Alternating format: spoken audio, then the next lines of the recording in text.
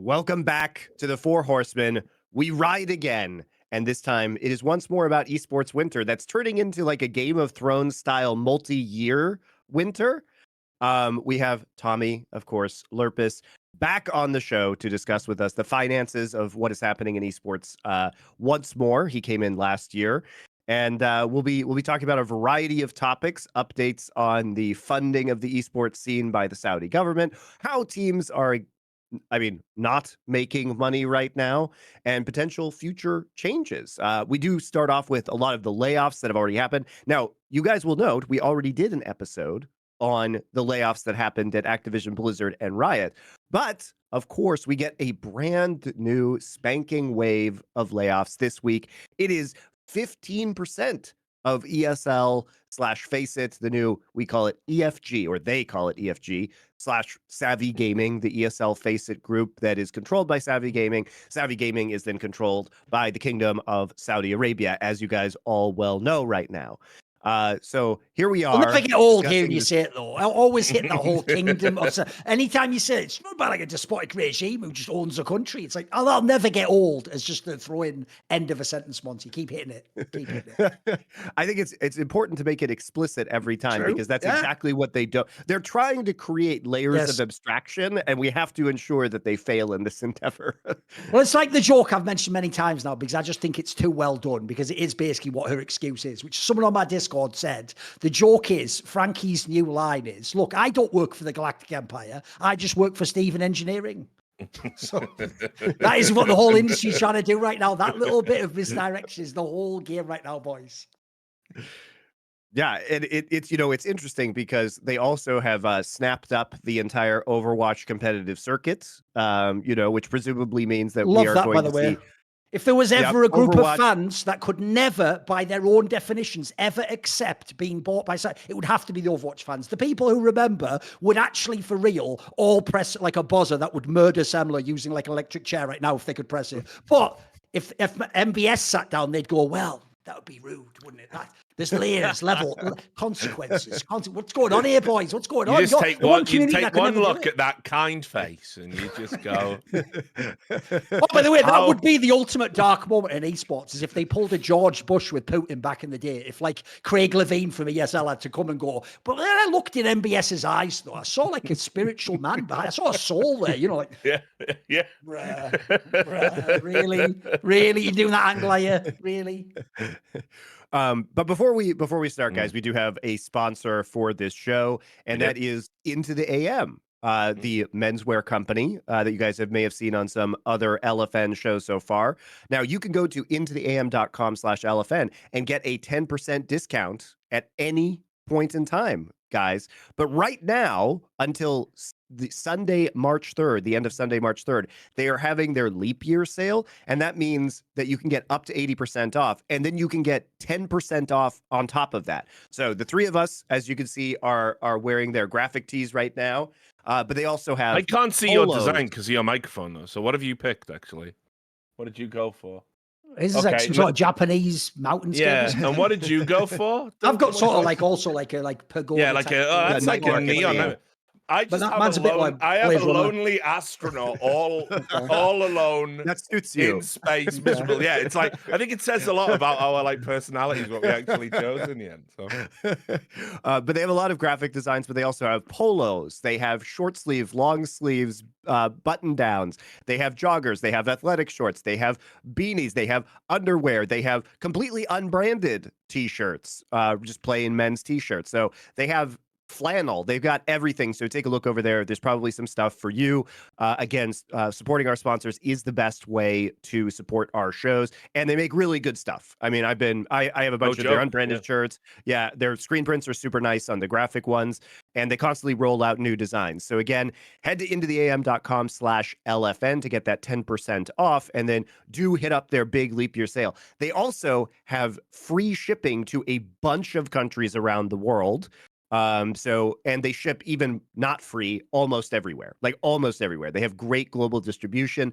So I know a lot of you have been saying, LFN, please get a sponsor that can ship around the world, and this is one of them. So we're very happy to be partnered up with them and want to make sure you guys get the biggest discount possible, and it is pretty crazy right now, the combo of our 10% off plus the insane savings that they're doing for their leap year sale. But you got to get in there before the end of the day on March 3rd. But our code will keep working, and you're going to keep using it for future sales as well. So thank you very much. We love their stuff. Richard, you've been enjoying it. You're the latest. Yes. You're the latest. I actually had to install a new washing machine, so the t-shirts came at the best time imaginable. I was on the recycling, t-shirts. I had like three or I don't know, it was longer than that. It was like five or 6 days where I had no washing machine. And I was like, oh no, like I've got loads of clothes, but some of them don't fit 'cause I'm fat.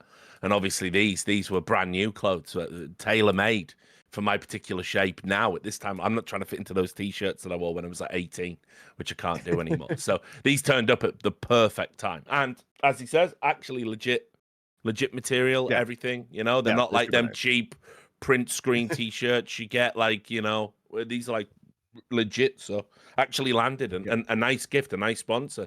Now I have some other things I need around the house. If we can get like a socks, if we can get a socks sponsor, some boxer shorts, that'd really sort me out right now. That'd be great. I would love a Bamba sponsorship. That would be banging. So I'll work on that for you, Richard. Actually, hilariously enough, you mentioned underwear. Well, Into the M has that, but also I'm working on another one right now. So we'll see. I've also been doing keto lately. So what was that?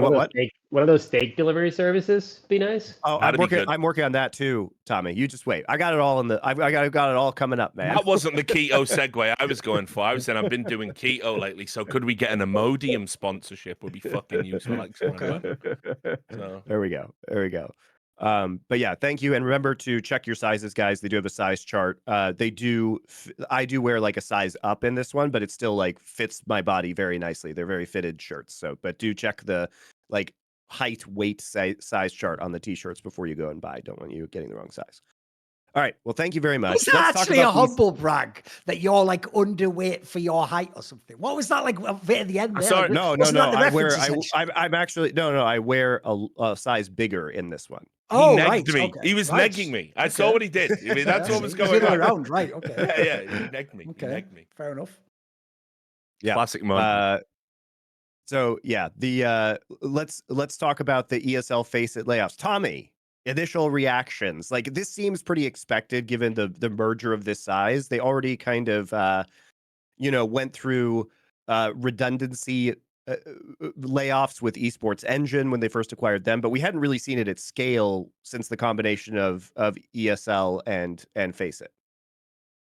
Yeah, I mean, if you think about the companies that they put together, so first ESL and FACEIT, and then Vindex, like typically, I think you would expect probably more than 15% in layoffs and just synergies and just like, central functions. Like all three of them had accounting functions. You probably get rid of two of them, like HR, you probably get rid of two of them, etc. And my guess is that they wanted to avoid laying people off for a pretty long period of time because they obviously have access to much more capital now than many others. And so I think, to the extent that there was any concern over the new ownership, you probably want to try to at least like soften the blow on that front instead of kind of immediately just trying to make the company very efficient. And I also just think that it probably took quite a while to get all those companies integrated, if they are even today. I mean, like that's like I don't remember the last time I looked at ESL's employee base, but I'm guessing it was like well into the four figures. So like 1,000, 1,500, something like that would be my guess. So I think FACEIT was at like 100 to 150 around the time of the merger. And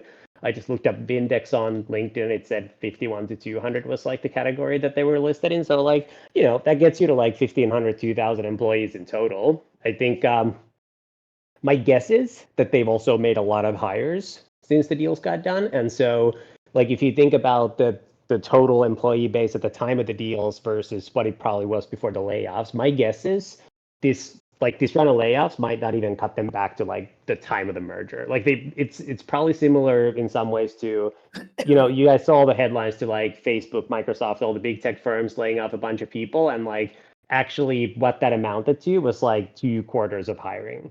And so it's not that they, it's at like, the headlines were big because it's at like 20,000 people laid off, but actually that's like 2 quarters of hiring. So like really they moved back 6 months in their like employee count. And so I don't, we obviously don't have the details on ESLFACEIT, but my guess is that they still employ many more people than they did at the time of that deal, and probably many more than they would have as independent businesses. I think they said in the town hall they were at about 1,200 now with the layoffs, with the 15% cut. Okay. I think that's kind of what. So I mean, it's definitely bigger than what they used to, but I mean that's not a surprise. They've like amalgamated like 6-7 companies by this point. So I would just say on that, a very brief thing would be, first of all, like as Tommy says, it's not that like they bought the company, no one was hired, and now they've just laid 15% of people off, which unfortunately I do think is how people are interpreting the headline. They've made hires in the meantime. One very big name hire, Counter-Strike, is they took Mykles Estrop from Blast, who was like the main guy, and then he's like, I don't know, I'm going to guess like VP of product or some brand like that. ESL is usually the title they give you. So they've already hired from one of their competitors, and there's other people obviously along in the meantime have come. It's like Richard says, it's totally logical if you think about it. Like Vindex and ESL, for example, in certain capacities do the same things. Like, so there's going to be overlaps. You're not going to keep everyone. You're going to cut away the It's overlap. interesting you bring that point up because obviously, like usually I wouldn't sort of. You get privy rather to all sorts of different bits and pieces. When you're in the industry and everybody, but like all bets are off. Like I'm not gonna sort of like not talk out of school about fucking ESL now of all times. But the consensus from people I spoke to were when I was looking at the pieces on the board, I thought they're going to buy Blast at some point. Sure, it makes sense. And they're going to fold it in, and then they'll own the entire circuit. But they actually said there's like no need. There's no need for us to buy Blast. It doesn't offer any value. We're more interested in Esports Engine because we get a territorial expansion with them, right? Essentially, and ultimately what because they they're did based in America, just so people know. And then ultimately what they did was they basically secured the services of a HR specialist. And what they were doing was putting together these like fabulous packages to lure away key members of staff from Blast. And by the way, Blast is already undergoing its own potentially disastrous transformation. It's not the lovable Danes that you all knew that came up in esports, like you said, like the Estrups of this world, Mykles Estrup, who's been around for like 20 years. It's not those guys. It's increasingly becoming a British run company, and there's like a bunch of British guys who they pissed a bunch of people off with their handling of the Paris major. Some sponsors weren't particularly happy and stuff, and this is probably the Blast is probably going to lose a little bit of ground, a little bit of its luster, because it's losing its good people and it's transforming into something different to what it was. And also, there's this weird looming question. This is a story I've been working on. I'll just toss it out. Who gives a fuck? Maybe another journalist can finish it. I'm taking it easy this year. I've got my awards. Who cares? The Blast might be a government-owned entity now. Oh, yes. Yeah. A lot of at least, a lot of their loans, a lot of their capital that they raised were with government Danish government entities, Danish government money, and it might be that the various branches of the Danish government now essentially own the majority of Blast. I'd need to double check, but that's what a lot of people are saying behind the scenes. So, I mean, look, ESL were right on that one.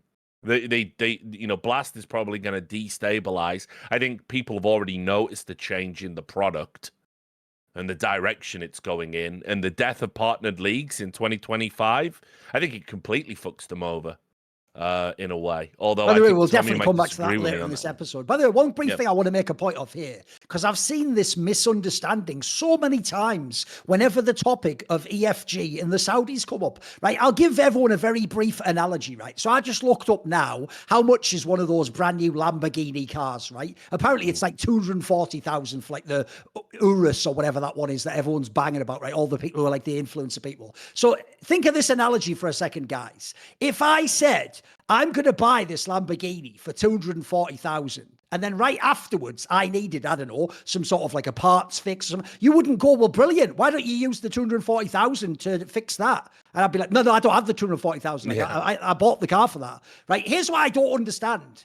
Guys, the $1 billion was to buy the company from MTG. People keep talking like, yeah, and when are you going to use some of that billion for this? No, the billion's gone. Like MTG has the billion, and that's why the Saudis, Savvy Gaming Group, now owns ESL and FACEIT. Like they don't have the billion themselves. Now, look, it is true that they have access to a lot of money potentially, but what I want to make this point of is this. It's only poor people who do that stupid logic of like, well, if I had $1 billion, what's 10 million? You would never get to $1 billion with that thinking because you would never take care of the pennies that take care of the pounds. Like they can spend tens of millions on any project they want, but not willy-nilly. Like at the end of the day, they get in trouble too if they just waste it for no reason. So actually, in times like this, they're not just going to give everyone like 10x the money. Like that way of thinking about this topic will get you nowhere. You'll actually be led off the beaten path 1 million times over. Like you have to consider that they can essentially be like a premium product in esports, but they still are in the same ballpark. They haven't really just got unlimited money and can do anything they want. I feel like that's been really overblown, and it's making people have really weird ideas of what they can do with ESL and what they're going to do with the project. It's like people really expect tomorrow they're just going to like add a zero to the prize money, but they're not. That doesn't seem like that's going to happen.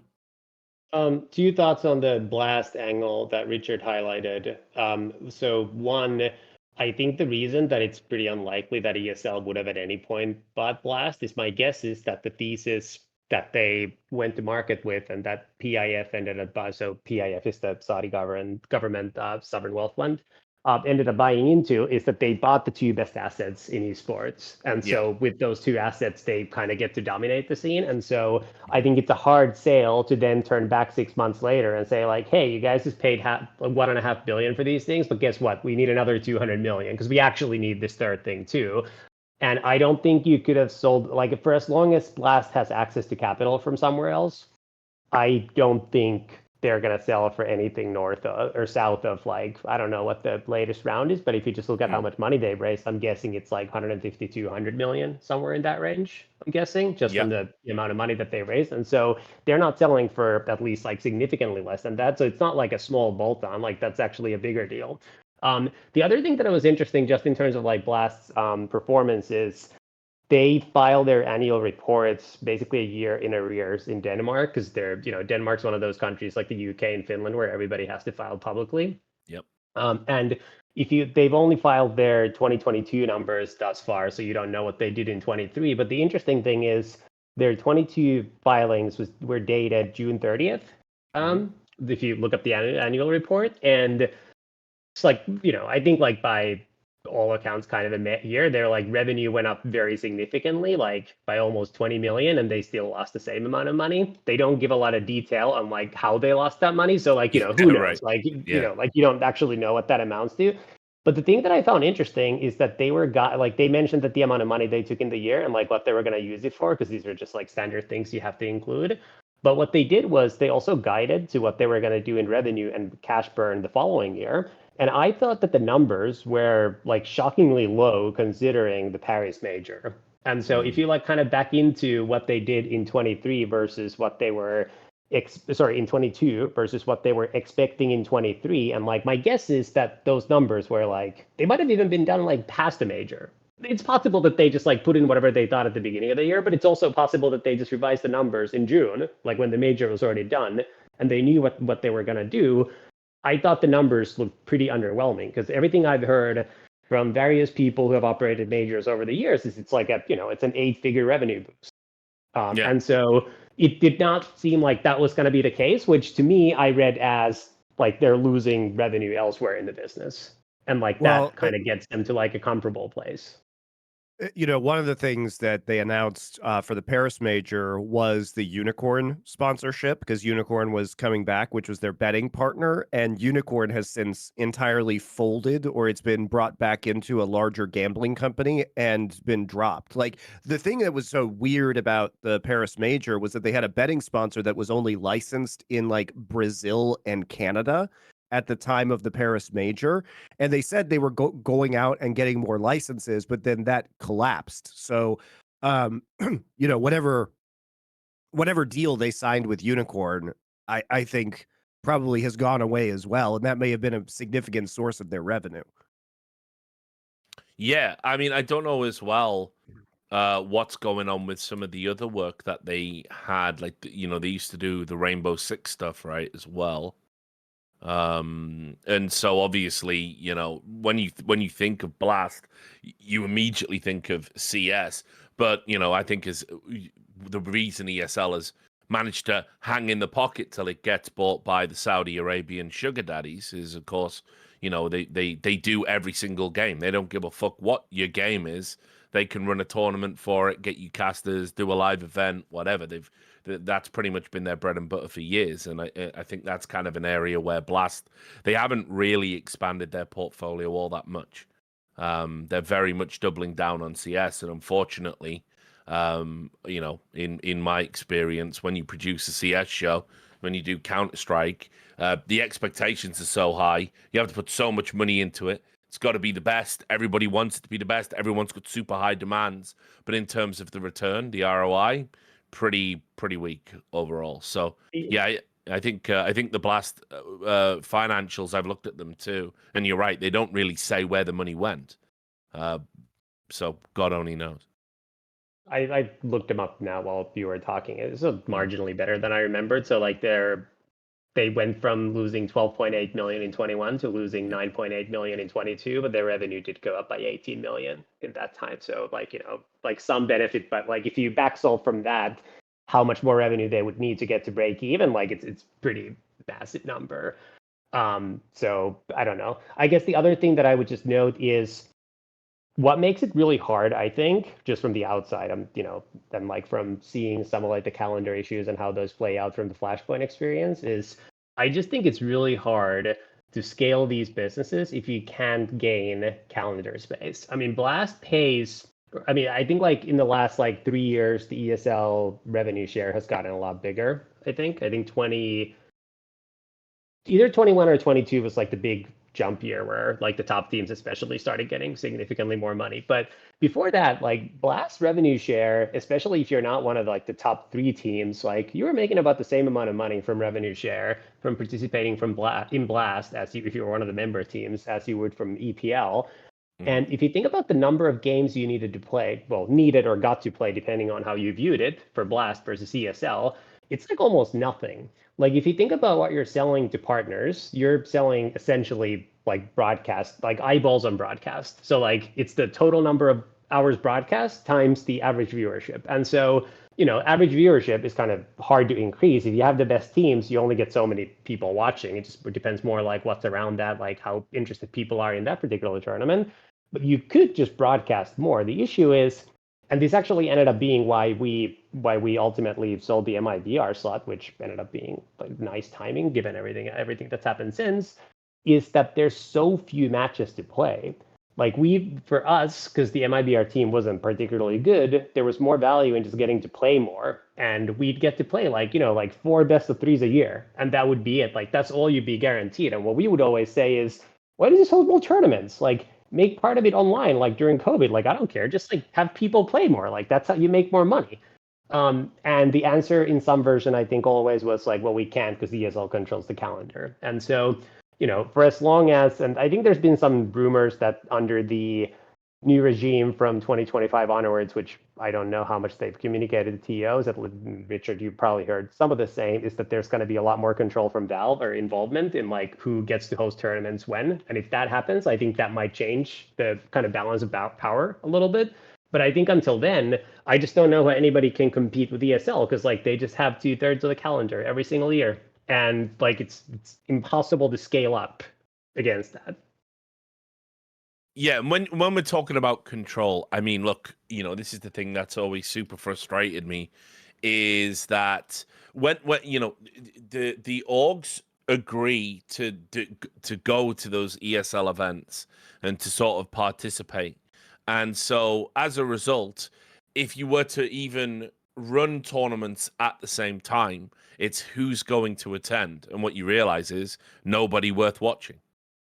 So you know, it's not even a case if you can just run an event, you know, at the same time. There's no option to compete. Yeah, when exactly. you think the flaw in the concept goes like this, It was never supposed to be ESL against Blast. They have the same fucking teams. So if you're a partner in both tournaments, you just attend the ESL one because it's bigger. If it actually was like what Flashpoint, spoiler, Monty, me, and Lurpus, obviously Tommy, we're all involved with Flashpoint as a disclaimer. The whole point of Flashpoint was to directly compete and to have teams that could not participate in their event, because we understood that was the whole mechanism by which you can ever have a chance to break the hegemony over the calendar. But since Blast just drifts behind ESL, they never have the option to say, well, you're in our league only, so come to our tournament. So they're always going to be second best, right? It's kind of the flaw in the partner league concept. You remember when we were first talking about it? Because obviously, look, I mean, we've done this dance multiple times with the exclusivity leagues. That was always the great plan. They just ended up being called partnered leagues. It was the same thing. You know, I must have done reporting that arrested them from happening on, 3 occasions, and we still ended up with them anyway. But I mean, fair enough. Look, if you want to add value, the value is in the exclusivity. You can't have an exclusive league and your exclusive league has all the same teams that are in the other exclusive league. There's no value there. And what like me and Duncan used to say back in the day when we used to do by the numbers was, imagine a world where Blast, or, it could have been Flashpoint or ECS. Remember the FACEIT one that they were in with Twitch? Could have been any other league.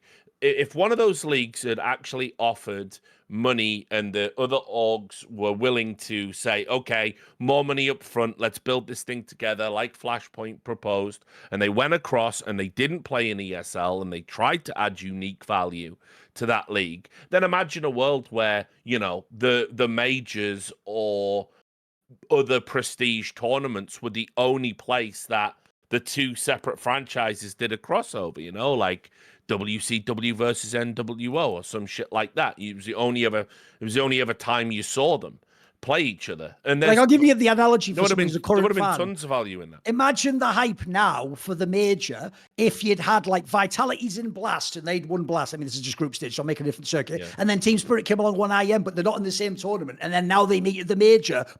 That would be like that's the UFC super fight in it, Yeah, and unfortunately, the orgs need the money that ESL provides them to participate in there. They need access to being in IEM.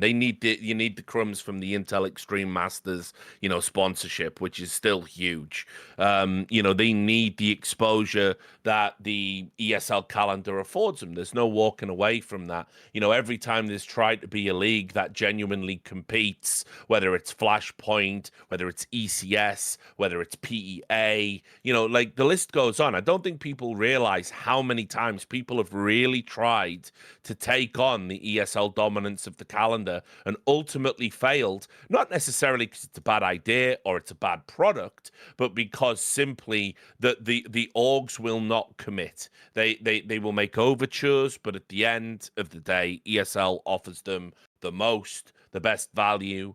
And so they go with that. Now, obviously, they're emboldened with, it's not even necessarily about the Pro League or Intel Extreme Masters. Now it's all about getting access to the Esports World Cup and, the Riyadh Masters and all these other events that are going to be in Riyadh, because they'll give you a stipend for competing in there. And with the Qiddiya plans, which is this super city they're building in Riyadh, which is going to be an entertainment hub with like a Six Flags theme park there, and every team, 25 chosen teams, are going to have access to these insane facilities. They get to live in Riyadh whenever they want to do a boot camp, and they're going to ultimately get paid to have the teams to enter into the Esports World Cup. So, I mean, ultimately nobody ever successfully challenged ESL, and now with the Saudi purse strings, this is where we are. By the way, I think I've referenced this on a past episode, but if everyone knows, I mean, look, Tommy will even know this guy. Mike Milanovic, or whatever he's called, like a Bulgarian name, Thick Nation from Team Liquid. He's like the head of that like Qiddiya project or whatever. And he did a tweet that I've referenced previously, because the tweet just showed you how huge this Saudi thing is going to become, guys, and the Middle East in general. His tweet implied they are going to go from like, I can't remember how many employees, to 100,000 employees. Like, that's how giant this, because as Richard's saying, the idea they want in the future and they're dreaming of is a world where it's not just like, the events in Saudi. It's like your team's in Saudi, bro. Like, that's the hub from which you go to the other tournaments, is they're like utopian dream. So when they're doing all those adverts for like the Line and Neon, they're not just envisioning that as some weird tourist thing. The idea is that's where esports will be. It'll be like some fucking mad Ready Player One dystopian thing where it just all takes place in the Middle East and you're all on fucking headsets and shit. Like, that's like what they're dreaming of at this point in time, it seems like. And by the way, one thing what I'm sure we'll back into as we talk on this episode is, I'll tell you another thing that I can't handle about this topic, about combining esports winter with, as Richard says, that the partner leagues, nobody knows in what capacity are going away, but they're going away in 2025. There's two things to it that I can't handle. One, it has never, ever in any context been explained how they're going away. But everyone on Reddit in CSGO knows that they're just definitely being told, January 1st, 2025, the leagues are over and you're not allowed to charge it. It's like, and the reason why that's mental, guys, is one, that's almost certainly not how they're going to do it. I mean, for a start off, tons of companies should leave Counter-Strike immediately if that's the case. If Valve can just come along, do that, and then the whole thing you've built is worth nothing tomorrow, then this is nothing. We're building our whole houses on a fucking beach where the waves are coming in and the tide's coming any minute now. No point. And then secondly, dude, people still think this is brilliant. They're so fucking stupid. They actually think that the partner league's going away. And remember, they don't know what's replacing it. So their logic is it's just going to be the old circuit, just with no partner leagues and therefore no revenue. They don't seem to understand that if you actually read Tommy's article that he wrote and some of the things we're going to talk about with the Counter-Strike teams, that's the end, boys. Like, if you are in this position where you can't get the revenue for those teams, that's right now the model by which you can afford to make a move like Astralis' big move. Tell you what, if you're only getting sticker money, you can't do that. Or if you can, you'll gamble your whole company. Like, people think this is a good thing. They don't realize, like, you're just removing revenue sources from Counter-Strike teams. That means they will spend less money. There will be less money. The scene will just get smaller. Yeah, there might be a few extra teams in Blast, but it's being presented as like a universal good, as though this is going to heal. It's the panacea that's going to heal all the ills of the scene. I don't get it myself, because to me, there's no information right now. So what have I got to get hyped about? All you're telling me is I'm going to dismantle a current system that sort of works. Like, Tommy's article basically shows how teams have just figured out the meta of how it works and when you should go big and when you shouldn't, and when it's worth the spot and when it isn't.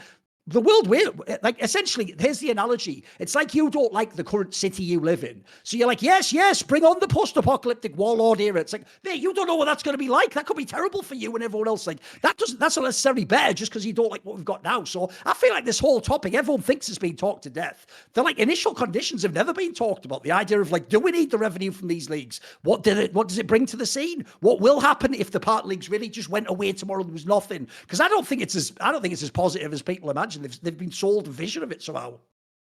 Yeah, I mean, there's a lot to unpack. Took some notes, so I'll try to start from the top of what Richard said, which is, I think, like, if you think about, and kind of ties with what you ended up with, Duncan, which is like, how do you replace the money from the partner leagues? Like, it's very clear that, like, the World Cup or whatever they're calling it is like one way to do that replacement. Is like, you get the teams there and it's like different and it's like this bigger thing, but like it's still the mechanism through which I think some money ends up getting transferred to the organizations. I think that one thing that I don't think was ever really talked about, at least I don't remember talking about it publicly, I don't remember if it came out, but like, I actually think the kind of the split into two during the time that we were launching Flashpoint was actually a lot closer than people realize. Like, I think it was very close that we didn't end up getting like half the top teams in the Flashpoint. I think it was much closer than like people reported at the time. And I think like it was literally like one team decides the other way, and there's like, you know, like a domino effect of like. I mean, people didn't know that essentially the teams were also first. All talking, right? Like they think we went to all 50 teams separately. They all just said no independently. Whereas really the joke was some of them would even say, well, I'll do it, but only if they join. And then it was like you just couldn't get the initial triggers to set off, right? Like the joke is if it had gone the other way, we might have had most of the teams. I'll even say, like, I think like like many other conversations took place at the Blast owners meetings in Bahrain at the end of 2019. There was like they flew everybody out there for like 4 days, whatever. We did like the owners meetings, and then like mostly we just talked about like what we're gonna do with EPL and Flashpoint. And I like half seriously think that when the EG guys, I don't remember who the guy was. It was not Nicole. It was the guy who was like maybe the guy we had on the past episode. Yeah. Like he like I remember I was kind of like selling him on it together with Nikolai from Astralis, who was like one of the people who was like trying to get people there because he knew that it would be a better business than the EPL, especially by the way, like what the EPL offer was at the time. Because what people also don't realize is like the current EPL doesn't exist if Flashpoint didn't exist. Like what teams were going to get they leveraged Flashpoint correct, to get what they wanted out of ESL.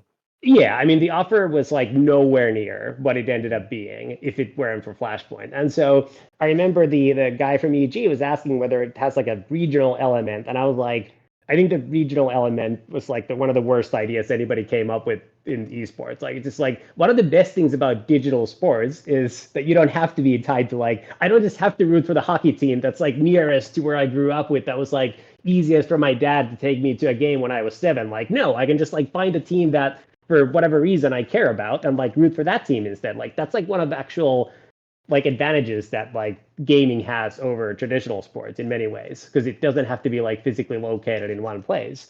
And I remember he asked like, oh, like we're really interested in like the Seattle region, like, you know, can we do that? I was like, listen, you can have like all of America. Like none of us care about the region.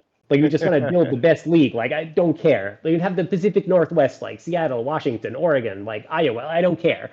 And he just got like very upset about it. So I've joked a couple of times over the years, like, I wonder if we just like said like, yeah, that's an interesting idea. We should look into that, if that might have actually changed how that played out. But by the way, there's a convo no one's even ready for, Tommy, because they also, as well in esports, want to LARP that they've already made it in sports and that they're a big shot. No one will ever have the hard convo of why are we in places like LA with insane rents and taxes? Like, why aren't we literally in, like, you remember when those old CEVOs and MLGs, Richard, where you go to Columbus, Ohio, and I'll tell you what, it's a lovely fucking place. It's wide open. There's so much space. Like the joke is your hotel room's 5 times bigger because they're just building in wide open Great fields. restaurants and bars. Yeah, they had all the connectivity. The joke is that would actually be a way more logical place to start up a league than go straight to bloody LA. Like that's ridiculous. Yeah. But Monty was there for Monty was there for the first like B-side meetings, as the actual company was called. So he knows that like I was, and I think he was too, pushing for the first seasons to not be in LA for cost reasons. Like we were talking about doing in like significantly cheaper locations, and ultimately the reason that we ended up in LA is because FACEIT had just built this like big office there, and we were kind of stuck because they were the operating. Yeah, and we had no other option for that. So I wanted to then jump over to the kind of the league transition, like resetting for what happens in 25. Like, first of all, but I think we talked about this maybe before, Duncan. I don't remember if it was on a show or privately. So this may be like slightly repetitive, but like, if you think about it from a team's perspective, like definitely like the league's going away, just like net is negative. Like assuming nothing replaces them, like that's just bad. Like you're just giving up money, and that's actually better for ESL. Like it's essentially a subsidy for ESL and Blast from Valve, like if it were to work out that way. And so if you think about that, like it's not going to work that way because the teams will not allow for that. So then how do you replace that? And like, what are the biggest issues with the current format? It's that you have teams that just like are not good and don't invest in players and don't perform. So like, I think in the past like couple of years, like EG was always the example that performed the worst across both. And so like, how do you solve around that together with this new limitation? I think it's pretty obvious. You start paying for participation. So like, it's just like, you know, you have to qualify for the event, and when you qualify, you get paid money. And then there's like, similar to how it was for Blast, for instance, is there's like a component tied to viewership, and there's a component tied to your competitive success. And then you get some base amount for qualifying for the events, and then you get increased amounts based on how much viewership you drive and how far you make it competitively. And I think like that's the model that we'll shift into, which is like more of like merits based. I think what it'll do though, like if you set aside the stickers for the time being and only focus on this change, I think what it'll do is that it kind of puts the scene into this you'll have teams that are constantly on the bubble, basically. Like you have some teams that are like comfortably qualifying and/or are just like good enough that like even if they miss a couple of them, like, you know, they're not like Navi's not leaving Counter-Strike or stopping investing in players just because they don't qualify for a couple of times. Like Astralis has missed how many majors in a row now? Like they're just gonna invest in players, though I think they just took their payroll down a little bit in the last week. But like generally speaking, like they're gonna try to field a good team. Like they're not going away.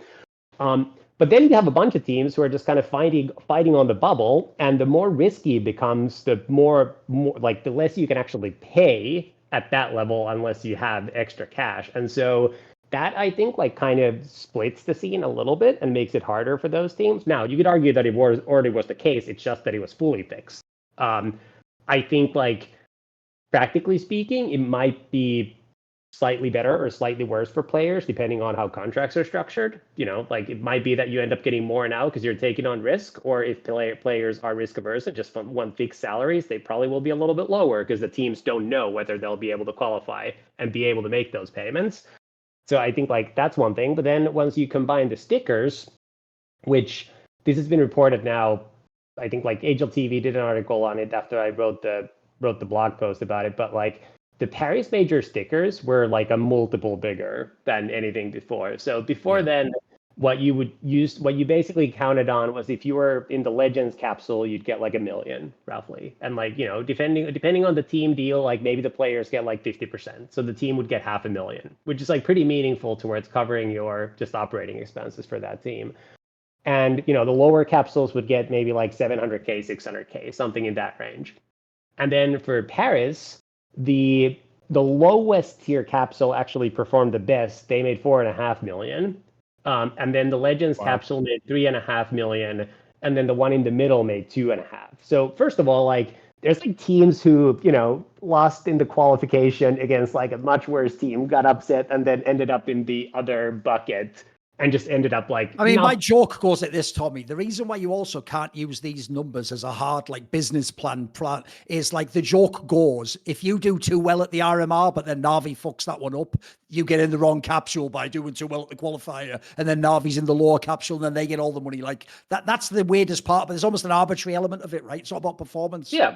Yeah, I mean, you don't know. I mean, I think there's been like one major before from the data that I looked at where the Legends capsule did not do the best, and it was like similarly one where I think like MIBR and Na'Vi were not Legends, like something like that, where like, you know, like some of the teams that were the most popular, drive the most sales, like ended up just like not being there. The other thing that's interesting besides just the, you know, like there's like a 2 million gap between the lowest and the bottom. So like, say you pay 50% to your players, like that's still $1 million that you can't really budget on, because like who knows, like if you're looking at rosters before the RMRs, you probably peg Astralis in as a team that qualifies. You know, like you would have missed 3 years in a row. Like that's, with these sticker amounts, I'm guessing that's something like, you know, 6 to 8 million that you thought you were gonna get that you're not gonna get. Maybe half goes to players, like 3 to 4 million, like that you just need on hand to operate. Like that's hard to make work. And then the other piece is last year we only had one major, which obviously impacts the sales cycle and probably the demand for stickers because it's just a more rare event. And they kept the sticker sales open for I think like 180 days in total, or 160, something like that, which is just like for ages, it's just much longer than typical. And you know, the tail gets worse and worse over time. Like you sell more during the event, before the event, then there's like the big jump again when they put them on sale. And, you know, like the tail decreases over time, but it's the positive increase. Like, you know, you're not getting negative sales from it being open for a longer period of time. I think this time it'll be smaller. But there's also the question of just like what happens to the players, and like, was there some other reason that people just cared more about? Like, I think there's been some talk about like maybe there were reasons why like Chinese buyers really cared about that event more than some of the others, but like you don't ever really know. And then like player base always goes up during the major. There's just so much more promotion, like people talking about it, like Steam promotes Counter-Strike. All of a sudden, like people go in, they see it because it's happening. You get more player base. I think there is a pretty good correlation. I don't know how causal it is, but correlation is really strong between player base and sticker sales. I would guess that like a lot of it is causal, i.e. the more players, the more likely you're going to sell more stickers. CS2 has done, I think, much better than people talk about. Like people are saying it's like dying, whatever. Like it's basically near the all-time highs of CSGO even now. And the CSGO all-time highs were because of the Paris major, when it got all the promotion about being like the last Counter-Strike major, etc. And like before that, it was substantially lower. So like the number of players we have now is higher than CSGO ever had until like this time last year. So if you then think like, what might this do once you get like the full promotion going, you can actually surpass Paris in player numbers. That wouldn't surprise me. I'm guessing that the sales period will be shorter. So, maybe you'll get to like slightly less, like 2/3, 80% of the Paris major sales, maybe even similar. But it's just like such a gigantic number now that like, even if we think about like the top teams getting like 1 million from EPL or whatever the number is, like 1,000,025, like, yeah, that becomes like performance based, and your new ranges that you might make between 800 and 125. Like that's 400. Like that's pretty meaningful to budget around. Like you can't spend that 400 unless you have that laying around and you can risk it, but it's nothing compared to millions.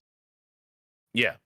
Look, I think there's definitely this weird thing that's going on in CS right now that I don't think necessarily it's a good thing. It's kind of getting to that stage where, very reminiscent of what was happening in Dota with TI, where almost like the RMR is this like super important.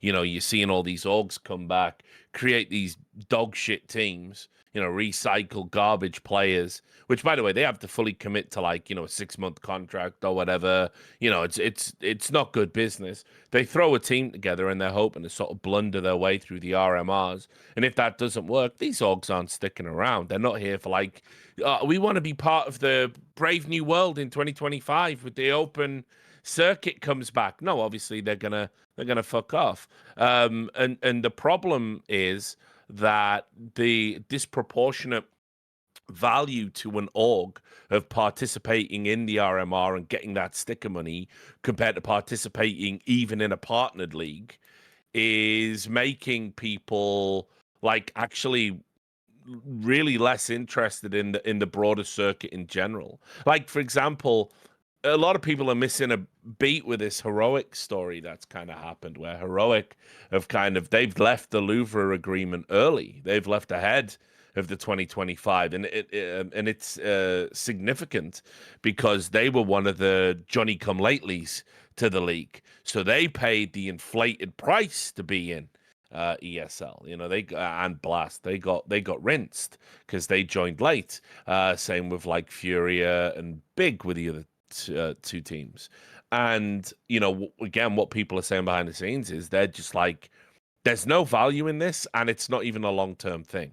So we don't see why we should have to stay in and pay our money for this revenue share that's like actually just pales in insignificance to what we're going to get by virtue of being in a capsule with a min-max theme. By the way, what you're saying actually is the number one fear I have right now for Counter-Strike, which is this world that everyone's baying on, and they're all loving, by the way. This is where people mix up like your own sentimental feeling about like players and what you would think be funny. It's like essentially Schadenfreude is not funny when it's your own house that's burning. It's just this fire spreading slowly to your back. It's only funny when it's the other guy's house, you idiot. In Counter-Strike, we cheer on as the fucking hole springs in the end of the boat that we're in. So everyone's loving that Falcons and Astralis didn't qualify. Like, they spent millions and they're going to get nothing.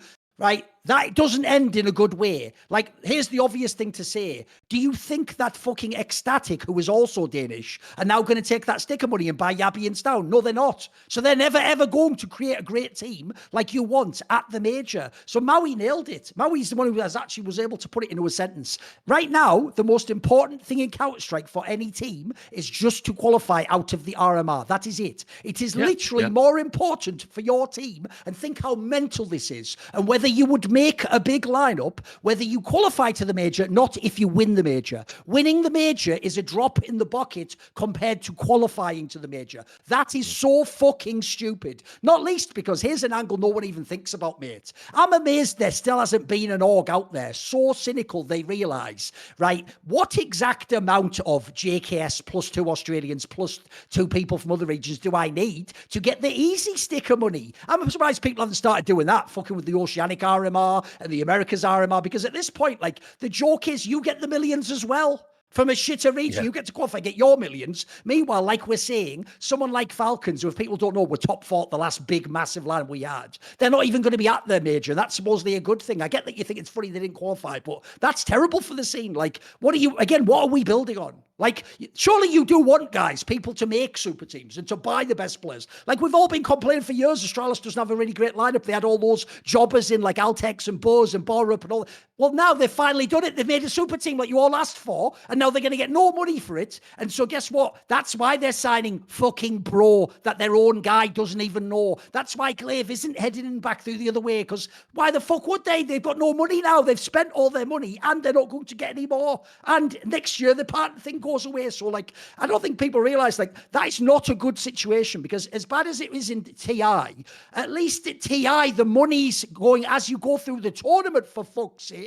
It's not like just qualifying to TI gets you like 4 million. You still have to place, like, I don't know, fucking top 10 or something. This is like, we've actually made a worse version of TI. Just getting to the TI gives you all the fucking money. And at the end, if you win the TI, in our analogy, you get 500k on top of it. It's like, oh, here's your 4 million for being from a shitter oceanic region. Oh, did you win the major as well? Well, have you got a spare finger for this fucking feather that we're going to give you? Fuck, what is this? Like, because here's the point you have to understand if you understand anything about economics. You have totally fucked the incentives. The incentives are no longer just build the best team.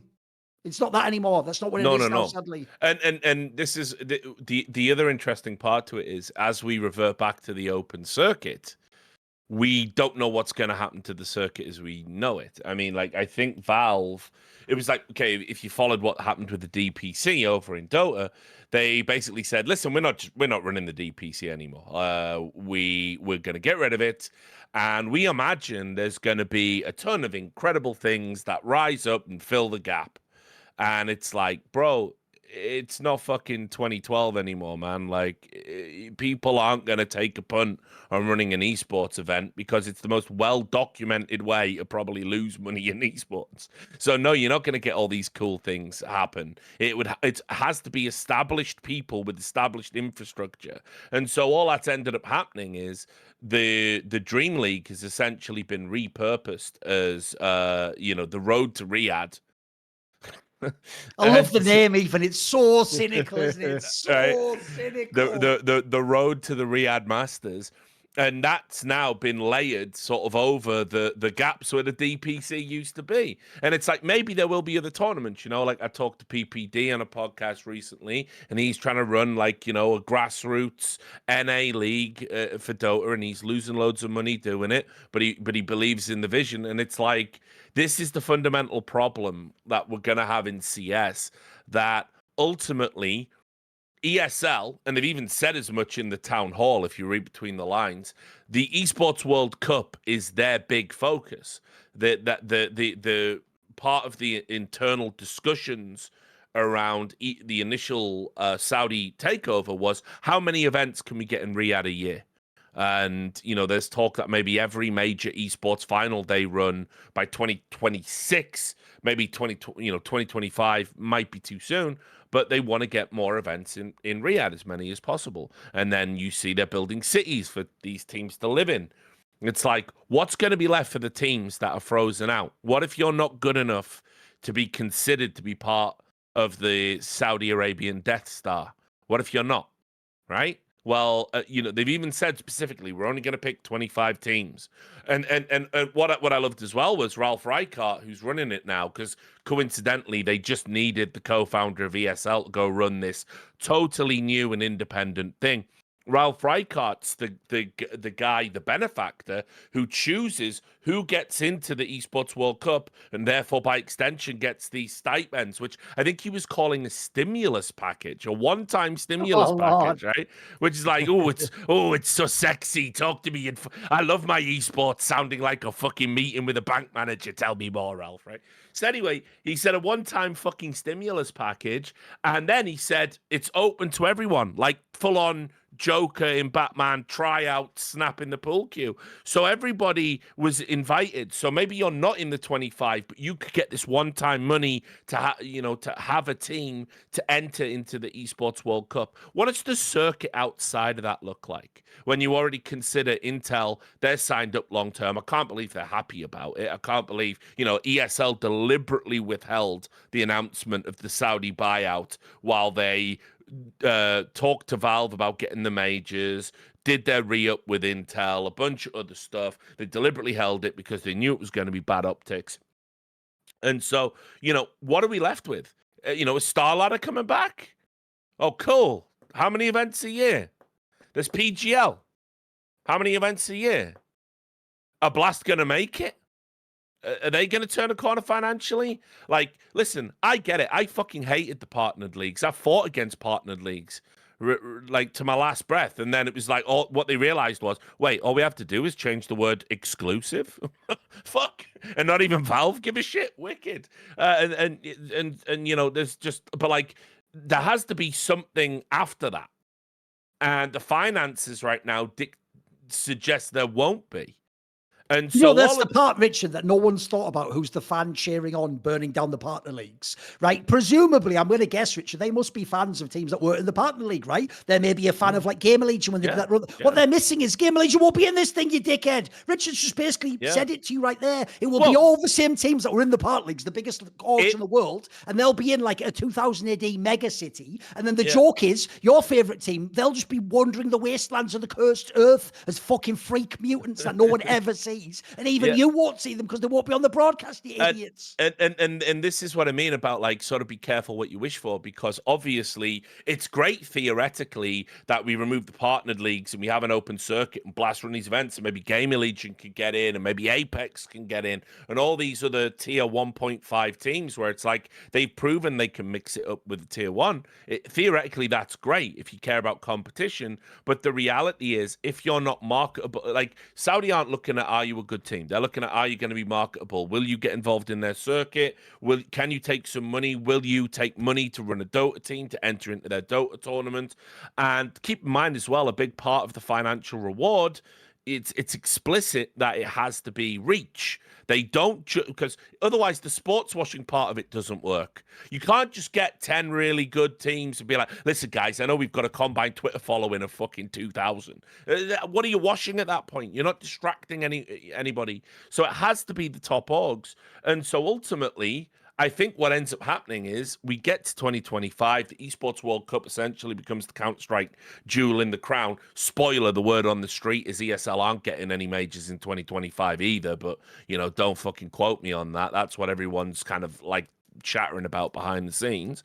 But I don't think they care, because I've also been told by multiple people over in the Death Star, they're like, look, the Esports World Cup is the ultimate fuck you to Valve, everybody, because how are you going to stop it? You can't. All the orgs are going to be on board. So you've just created another haves and haves not situation, but the haves now will have more than they've ever had, and the have-nots now will never be invited to eat at that table.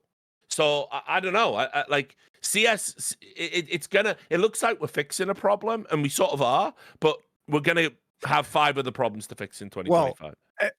Well, I think Tomi, and we'll link his article here, because he wrote an article called "The Transformation of Counter-Strike," where he goes over kind of the dissolution of the partner leagues and the economics of the sticker system for the majors. But Tomi, just to synthesize this, I mean, to bring it back to Esports Winter, like, basically you view the dissolution of the Partners League as subsidies for tournament organizers, because they're not required to pay out revenue share any longer, which then gives more power back to the tournament organizers, less power to the teams. And what this means in a post-Saudi investment world is that now everybody is just beholden to the whims of the Kingdom of Saudi Arabia and participation in the Esports World Cup. Like, what would you say about, how Esports Winter is affecting this situation? Because with the lack of venture capital going into these teams and the lack of revenue in general, it just seems like everybody just has to be on board with the Esports World Cup and what Riyadh wants. Well, I mean, so I guess a couple of thoughts. One, I think in a vacuum, it's true that it's a subsidy for TOs. I think in practice, what will end up happening is they'll probably end up paying a similar amount of money, but it'll just be structured for like participation. So it'll be to the teams that qualify, but that's less secure. So if you think about who's like a fringe EPL partner team, I guess ENCE is like not in like a I didn't want to put you on the spot, obviously. Yeah, not like performance basis, but from like a financial basis. Like if you go from having, I don't actually know how much. Richard probably knows better than how much they've gotten, but I'm guessing like somewhere between 200K and 500,000 is what they were getting a year. Is what I'm guessing. And so if you take that away, that's a whole of 200 to 500 that like maybe you'll end up making that. Maybe you'll even make more from qualifying for the events, but like you can't contract yourself to pay that out in salaries when you don't have the money. And so if you think about the incentive structure that creates one, if players want stable salaries, which we all know players want, like players only care about the guarantee amount. They don't really care about the upside from my experience of having been around this many times across different games. So if they only care about like the fixed amount, then one, the teams that have the most money, to go back to what Richard was saying, they're going to be able to afford the most guaranteed. And so they'll always have an edge in every negotiation because they don't have to worry about what the year-to-year fluctuations look like in revenue share because they have money from wherever else. Yeah. And so I think like practically speaking, it just puts more strength in the corner of whoever like the best finance teams are. So like Falcons, for instance, where it's more of like, traditional sports investment where it's like, think like a rich guy's vanity project of wanting to win a championship instead of trying to build a business. And then two, I think what probably ends up happening is there's just not going to be as much visibility to what that amount of money is for the players. And so I think the teams will actually end up better off if they just negotiate well with TOs. So I think it's actually the players that lose, not the teams. Because what ends up happening is I don't mind that so much these days. The players have spent years winning. The players have spent years winning. Yeah, come on. Yeah, it's their turn for an L, I think. Yeah, the only winners have been the players in the last 10 years. But I think it matters less for, call it like the absolute best. I think it's harder for like, again, like the fringe players who are trying to make like okay money so they can continue to play for a living. And like they're not the Nikos and Simples of the world who are going to be millionaires multiple times over and just like essentially retire when they're done playing. Like that's a very select group, and there's a much larger group of people who I think in the current ecosystem and in like years past have been able to play like essentially professionally. And like, their income will vary a lot depending on prize money, et cetera. And they're not going to be rich by any means, but like they can play for a living all year round. And I think that becomes harder under the new ecosystem. And then the question is like, is that actually what you want? Like the argument that you often hear on Twitter from people is like, okay, like why don't players just like go themselves like Astralis did? Like the Astralis players own like 20% of the organization at the peak, or 25. Well, Richard would know, I'm guessing the actual, but like almost nothing. Like it wasn't actually player owned. It's just that they had some equity. And like players don't want to take that risk. I think like what I read is that the Mongols guys essentially are doing that because they don't really have an organization. And so like I think they're basically ready to retire off of the Paris major and this upcoming major, assuming that they want to live in Mongolia. But for other teams, like if players actually were not risk averse, like I would encourage every player to just like with these sticker amounts, like if this major pays the same amount as Paris or something similar, if I were a player, I wouldn't want to have an org unless I saw a path to making more money than I would make from qualifying for 2 majors. Well, that's how Valve think about it. Valve, they don't really understand what the orgs do in the ecosystem, and that's why Dota is the way that Dota is too. Is that the players have famously rejected orgs because they can just make all their money off of TI. Yeah. Well, I mean, yeah, an ultimate, you can be OG, you can be a player org, essentially, right? Like, I mean, this is the thing. Like, people want to, no one's really done a great user test for it in CS. They all talk a good game. It's because the way the CS players' brain work is they're not getting out of bed unless there's that fucking big fat salary there, And so Valve don't really understand that. I've tried explaining it to them, but they never get it. They think there's a world where, like Dota, 5 CS players will get together, come up with a wicked team name, which is fucking nameless or orgless for the 500th time, no branding, and they'll just they'll qualify for a major, go there, get all the sticker money themselves, reap all the dividends. That's Valve's fantasy. Right, they don't see why it can't come true. But of course, those players would never get together and play or even practice or do anything if there wasn't the promise of an org. And the first thing they always ask for when they make these teams together, if they've been orgless for a while, is looking for org. Please share my email in bio. Elon Musk. So it's so stupid. Like, I mean, no one's ever really put it to the test.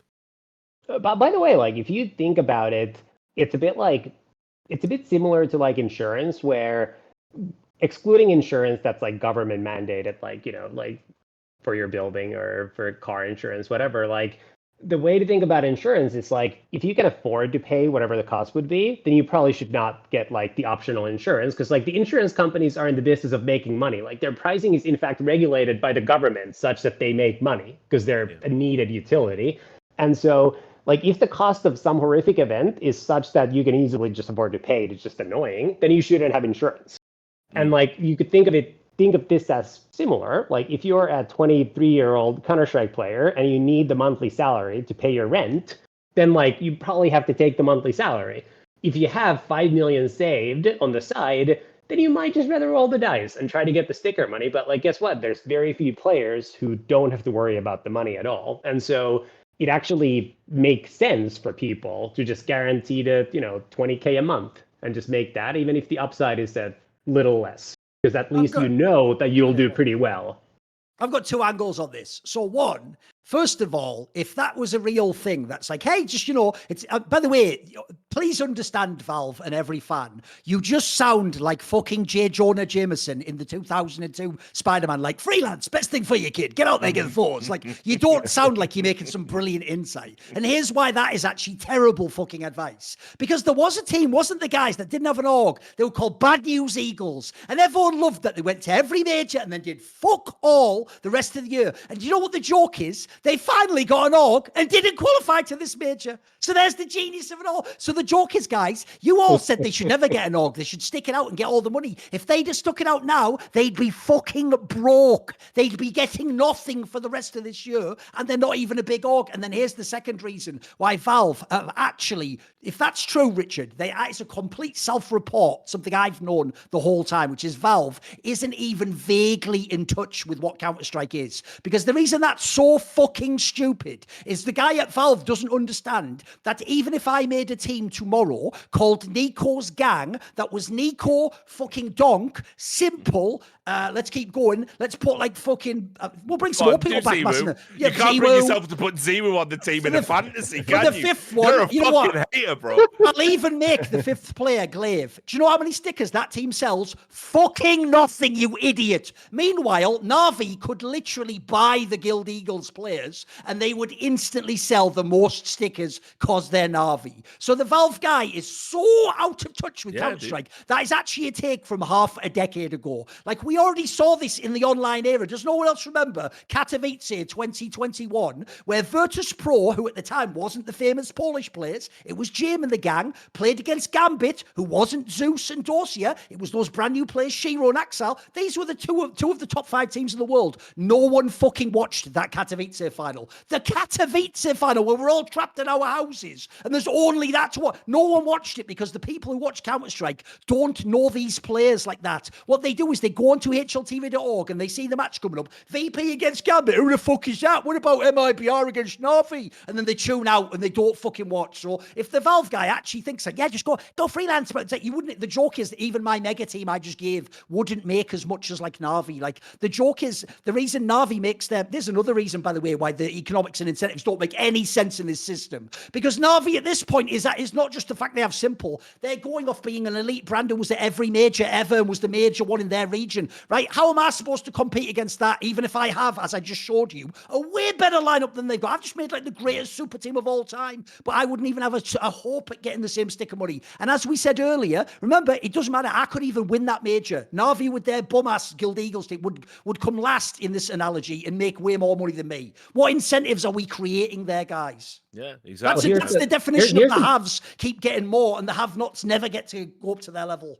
Well, here's the best part. I don't know if you did this intentionally, Duncan, but in selecting kind of like 5-star players in their roles from different teams, like the implication is you would start the RMR process from like the first round of open qualifier, which is like 8 rounds of single limb or something.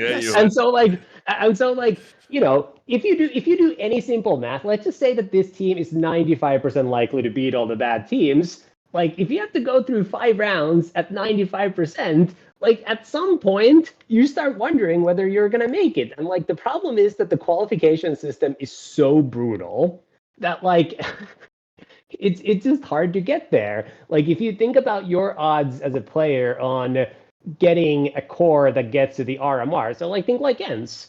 Like they had a core that got a slot in the RMR versus some other teams that like missed out on qualifying. I guess like Bleed would be, I'm sure there were others, but they're the example that first comes to mind. Like, you know, you have to go through the open qualifiers and like, it's just a minefield to get through that. And like for you to start something from scratch without a core from a team. And like, by the way, like teams are pretty smart these days. I don't think most teams would ever have all their players contracted for the same period for obvious reasons. And so you can't really without buyouts just like get the core. It's essentially impossible, I think, now, unless like somebody really messes up. And so you can't like build this new super team out of nowhere unless you're willing to go through like the full RMR process. Yeah, and I mean, also, I mean, in that scenario, the other issue you've got, of course, is like, I mean, it's not just like the qualifiers are brutal. It's that the formats don't even make any sense. It's like we're doing best of ones. We're inviting flukes. We're inviting failure. Like we really do need a huge overhaul of the major qualifiers.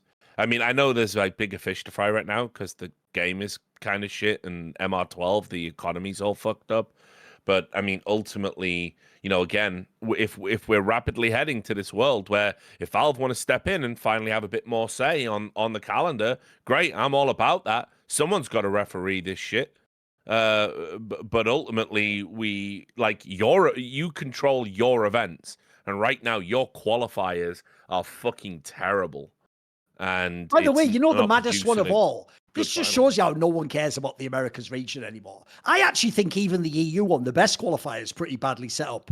Bro, they keep doing this and no one cares about Americas. In Americas, they keep running Swiss systems, which aren't even real Swiss systems. Yeah. They're like half a Swiss system. And at the end, they just sort of like, I don't know, fucking play Twister and then one person gets in. Like, what are we doing here again? Like I say, this is supposed to be the way you make your money this year is by getting into this tournament through this qualifier. Like, what I don't get about it is this. Where's the rule that this tournament has to have the same one as the European one, and then you don't have as many teams, so you go, right, why don't you just have a different format? Like, what are we doing here? This is just stupid. Because the Americans one's been scuffed like that again, if people don't know. Like, theirs is, they have a Swiss system. Think about it, guys. Swiss system, easy. Bottom 8 go out, top 8 go through. No, top 5 goes through. And bottom 11 gets a limit. What? Like, what are you even doing at that point in time, you know? It doesn't make any sense. So I don't want to make it just all CS this episode. So I was going to suggest. Yes. I've got well, I do think we should do some like final thoughts on the state of esports winter and Counter-Strike and what we think, you know, the financial effects are going to be of this as more money gets put into participation in the Riyadh events and more money gets put into participation from, you know, the sticker, basically the majors, as we're discussing right now. So final thoughts, and then we're going to talk about how the orgs are doing and stuff that's going on the Riot end. Yeah, I mean, no, go on, Tommy. You go first, mate. So I think, first of all, like, the fans should realize that there has been no Counter-Strike winter. Because of the Paris stickers, everybody has been pouring money into Counter-Strike. Counter-Strike has been fully exempt from, like, any winter. So, like, if people think that, like, something, if the economy starts doing better, like all of a sudden, like things change. Like, no, like people have been just like essentially betting the house on qualifying for the major and spending as if they were gonna qualify for the major. Like there's been I think like the most amount of money spent in buyouts in the last 12 months in the history of Counter-Strike, like easily. It's not even close. Like I don't think there's any period that gets to even like a third of that. So like, first of all, Counter-Strike has had no winter. Like Counter-Strike has seen increased spending at the expense of every other game where spending has generally gone down. Just wanted to put that out there. No, that's fair. I mean, it's kind of, I mean, just to push back a little on that, I would say it's kind of deceptive in the sense that when the winter first came in, there were, some people did make some adjustments,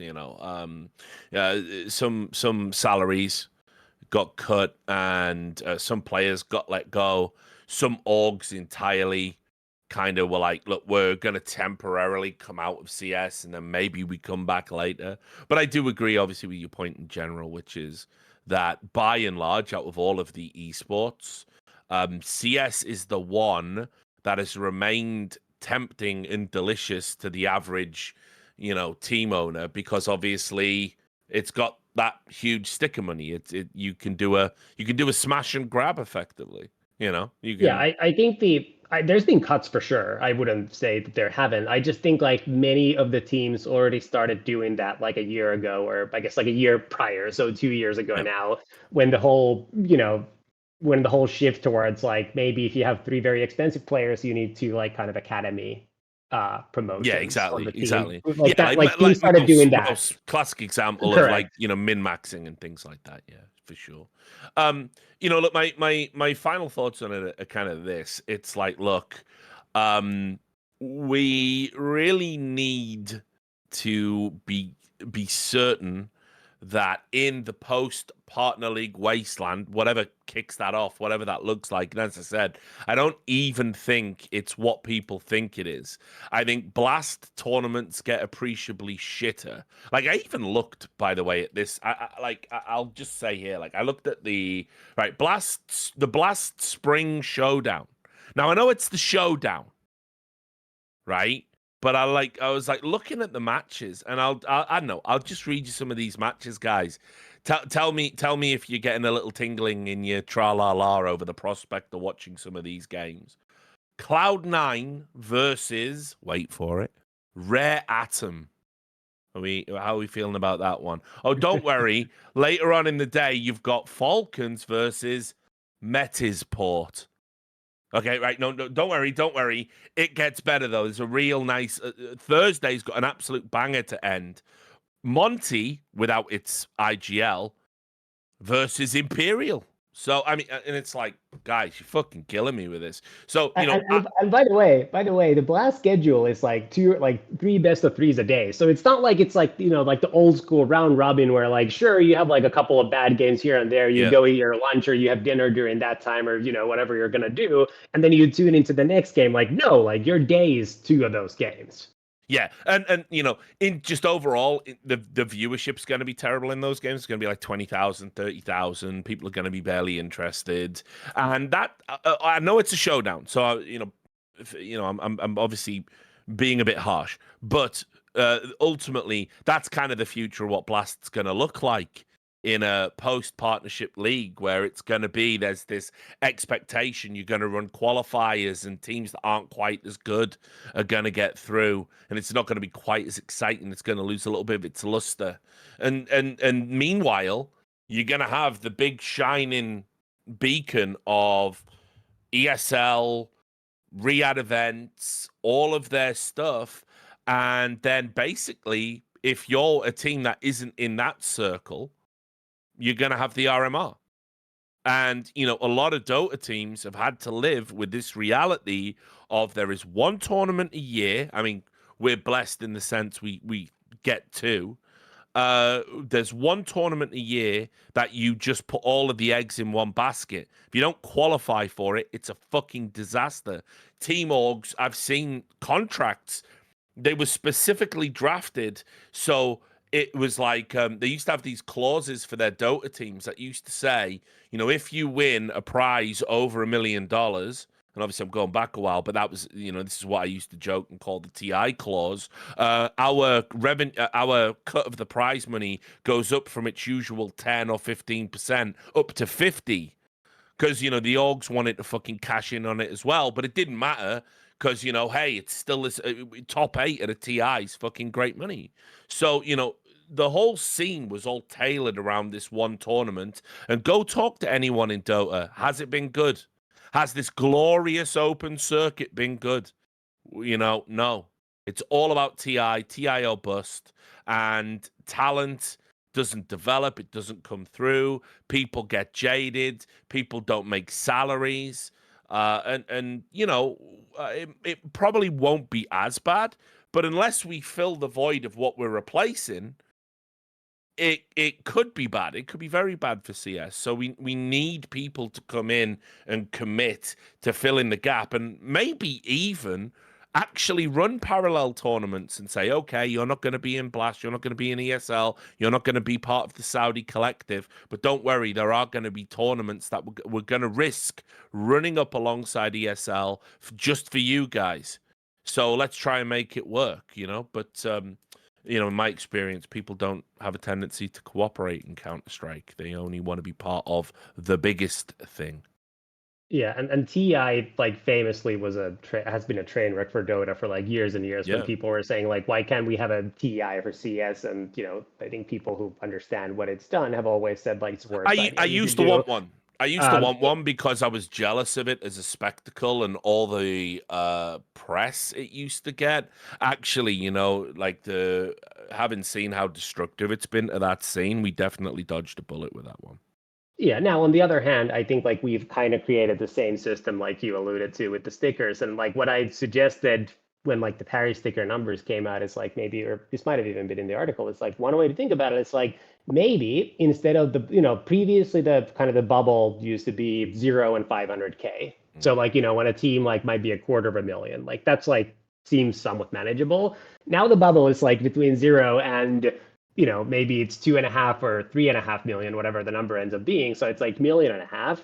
If the number's that big, maybe the RMR teams should get a little bit of money. Maybe you should just spread it a little wider. If you actually care about making the ecosystem healthy, maybe there should be more than 24, some difference between the two majors. It's 30 to 32 teams probably a year that get stickers. Maybe instead of 30, it could be 60. And the bottom tiers would get, instead of 2.5 million, they'd get 175, and the RMR teams would get 750 or whatever. I think that would probably promote a healthier ecosystem as one potential solution. Well, or you do what they do in Valorant, and you actually enable the big esports orgs that participate at the major. We can do the sticker thing because that's very good for Valve. But why can't all the top 8 teams at a major have purchasable cosmetics in the game and everyone takes a cut? Something like that. Why Valve? I mean, again, I know we're flogging a dead horse. We've talked about this for years, but I mean, I've had all these ideas about this. There's all these incredible ways to monetize the platform you've got, and we know Valve aren't resistant to it because we're just going to change the game balance so we can have a fucking cosmetic for a gun that never had one. They've done that on a couple of occasions. It's they obviously do want to make money from the cosmetics, but again, I believe it's all rooted in this idea that they don't think the orgs do anything realistically in the ecosystem, so they'd much rather go to the players directly, which, by the way, do that then. Why not? I've said this before as well. Think about all the players that came through at the start of the game that made fuck all.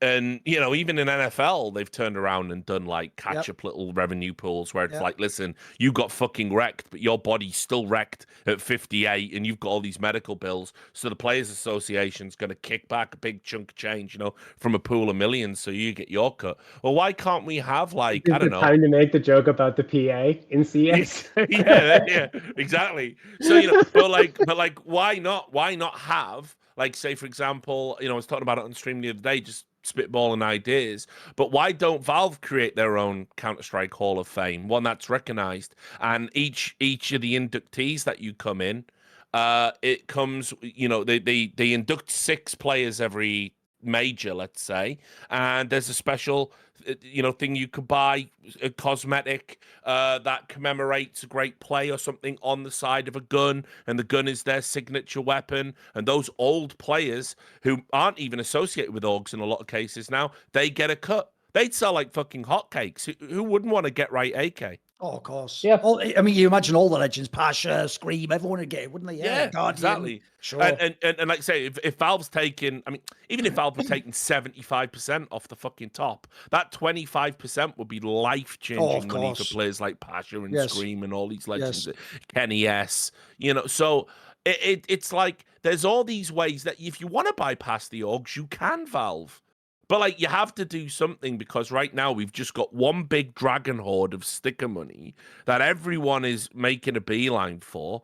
And ultimately, they don't care about anything else in the game beyond that. They don't even care about the tournament they then go on to attend. And I just can't imagine that's like good long term for the future of the game, which, by the way, the game's not in a great place right now. There's no guarantee that this goes on to achieve the same heights of a CSGO. So you really need to get everything, all your ducks in a row, and Valve aren't doing that. I'll just explain my final thoughts on the CS part by using an actual analogy. I'll use Astralis as a team because they were the greatest CSGO team of all time and accomplished the most things and all the rest of it. So they should be considered one of the standards. Like, to me, Astralis in Counter-Strike, whether they have the team or not, it's like Manchester United in the Premier League, isn't it? It is the iconic poster boy team, whether they're in good shape or not. In fact, you could say they could even be considered a bellwether of where the league is at and how the finances work. So what I would explain is like this, because the reason I'm going to have to explain this a bit didactically is I'm now going to address I used to think it was pro players too, Richard, but I've actually learned pro players are only the second most entitled group of people in esports. The most entitled, hands down, are fans. Yeah, because the fans expect everything for free, and they expect things like, well, what if I just take out like the financial subsidies you're getting, but then I just tell you to spend more money, dickhead? Like, well, great offer, yeah, I'll just take that immediately. So here's how fans don't know that you've been cheering on the destruction of what you love most about the game. Because as I said, you don't really want to watch Ecstatic at the major. You're not going to watch them at the major. No. Mathematically, the numbers will prove you don't care about that. You only said, haha, that's funny, because they're Danish and Astralis are Danish and Astralis didn't make it and Astralis is relevant and you would or would not have watched them based on whether you like them. So here's why Astralis shows you why this is ass. Because now that Astralis didn't qualify, what did you all do, entitled fans? You didn't go. That's a shame. You better rework your super team with the roles and maybe go back into the practice server and come out strong for that. No, what you all said was, now what you should do is just like cut Yabby. He wasn't good at. So one of the players signed as part of a $2 million package or something. We're going to instantly cut him after 1.5 lands, right? So we kicked him. That's 1.5 down the fucking tubes in this analogy. I'm sure some more would go, just sell him like you can never get that value back today based on what just happened. So first of all, I'm selling a mega player, destroying the super team. Then presumably you all want us to get Glaive back from Ents, don't you? Problem is, why the fuck would Ents let him go immediately, you fucking moron? He's the whole linchpin of their team. You can actually argue that's increased his stock massively, what he just did with Ents and these Polish players. So one, if the buyout isn't in the contract, first of all, the buyout will be hundreds of thousands anyway. Here's one people won't know. I've heard fucking Cypher's buyout from TSM was 6 figures, for fuck's sake. If Cypher costs 6 figures, you aren't getting Glaive back to complete your Danish super team unless you pay me $1 million or something like that, mate. So if you're Ents, you'd be a fool to let him go. You don't also, in theory, you don't need the money as much now. You just sold all those players to fucking Falcons and Heroic, didn't you? You can actually chill for a little bit. And you're in the major, so who gives a fuck about all of them, right? You don't even have to sell. So actually, you'd be selling at a premium anyway. So spoil it, they won't be doing those moves.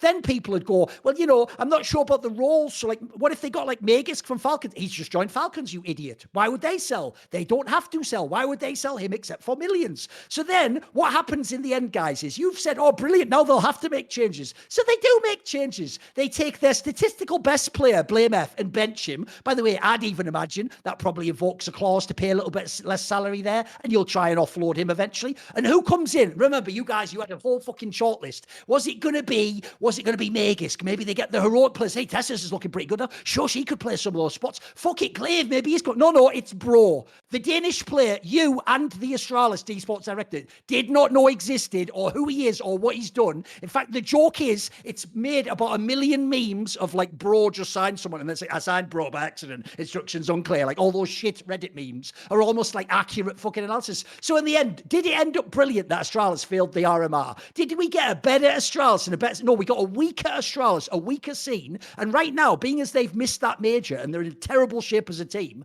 by the way, why would they even put one more fucking red cent into that team right now? I wouldn't. I'd say, you know what, boys, I'm sorry I spent up. Because this is what they did. This is the reason why I say they're so entitled is, bro, they did this with Vitality last year. They acted like Vitality could sign Dupree and fucking Magisk and Zonic, presumably a package deal, so it wasn't cheap. You got them in 2022. Then in 2022, you didn't really have much success. So you got in Spinks, one of the best players in the world for men's. That wouldn't have been cheap. You got him in. Then after that, you sort of won some of it. Oh, now we better upgrade again. We're not going to win more. Now we better get in Flames and Mezzi and like, boys, there's a reason why they're trying to tell Zonic after he wins the major, can you please take like some fucked up office space guy? Can you just sort of take a 70% pay cut for me, but keep doing the same job and never tell anyone publicly? Like, that is not a good sign, guys, when the team that wins the major is like, time to tighten our belts and cut all costs, including the architect of our major winner. That just tells you right there, the major win doesn't fucking mean anything financially. It doesn't do anything for you. And this entitled world you all live in, where money isn't a real factor because you never worked a fucking job, although don't worry, in 5 years, you will be delivering my Uber Eats to me and I'll tell you the wrong code,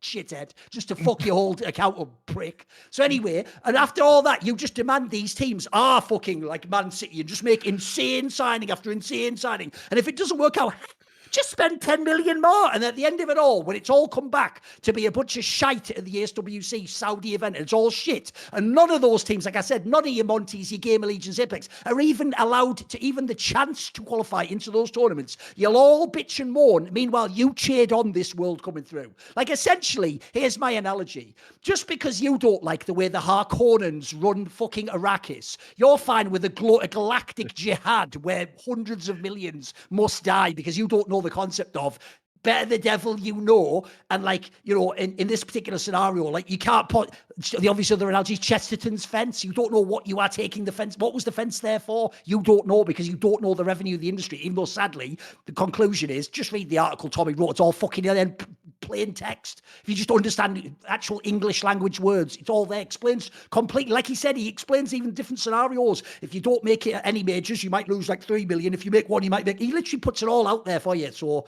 it's all there to be read. It's not a great space though right now. It's looking fucking bad. No. So I had some stuff about Overwatch.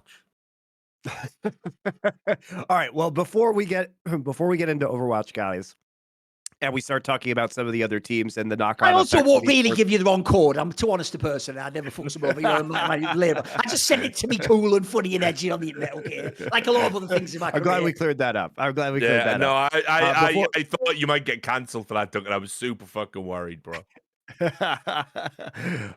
Before we get into that, guys, let's take a look at the Last Free Nation culture channel, because we're trying to get to 10,000 subscribers over there, and we'll be back in a second to talk more about how the teams, Overwatch, Riot, everybody else is doing. In a world full of endless sequels and soulless remakes, ruled by tyrannical corporate overlords,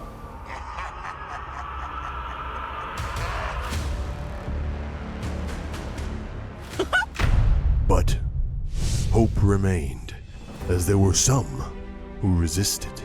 A few good men took it upon themselves to fight the good fight, to create content for all, and to forge one last free nation. Risen from the ashes of esports, they dare to discuss the aesthetic of that subculture, the themes of that subculture. They keep pushing this technology. I haven't really ever liked it, but this time around, I was totally in. He's going to go mad ambitious here, going to be something big. It's not at all. This is one of the most understated. If you hadn't told me it was him, I'd never guess. Analyze. Incredibly, we add humanity to the monster, and the monsters are always super more interesting. Demonstrated the concept that evil is ultimately self-defeating. It's the cycle of the inevitability of that existential horror. and critique. Like, none of the things I would normally criticize this show for, I can apply to this episode. Because it's boring. These are just smoking doobies. Also, where did they get it? What's their wind supply? but also, what's the dealer? Their dealer's unbelievable. To laugh. It's obviously that, isn't it? And they're just like... And then they all start shooting in the place where he was. Like, they don't have any sense of object permanence. To love. The romance, the emotional gravitas. Do you want to breed? And most importantly, to flame. It's ridiculous. And it's just bad. It's just a bad way to end this movie. You're going to go, oh, the graphics haven't aged what, you idiot. They look great. You fucking idiot. That made no sense. From Last Free Nation Culture. 5-time Korean hype train conductor, MonteCristo. Shen 1 of 2, Doa. Esports, Thorin. And Hell in a Cell champion, Richard Lewis. Presents to you Nerd Legion for your fantasy and sci-fi needs. And Foreplay, a fun foray into genre classics. Join them every week as they dive headfirst into the best and the worst of TV and film, and bring to you expert opinions. Crucially, one of the best things this movie does is it doesn't give you all the answers. Hot takes. And how many fucking silly-ass episodes are we going to have this season? And a true love for cinema. Pierce that really exquisite veneer. There is something great about this film. There really is at the heart of it. Only at Last Free Nation Culture.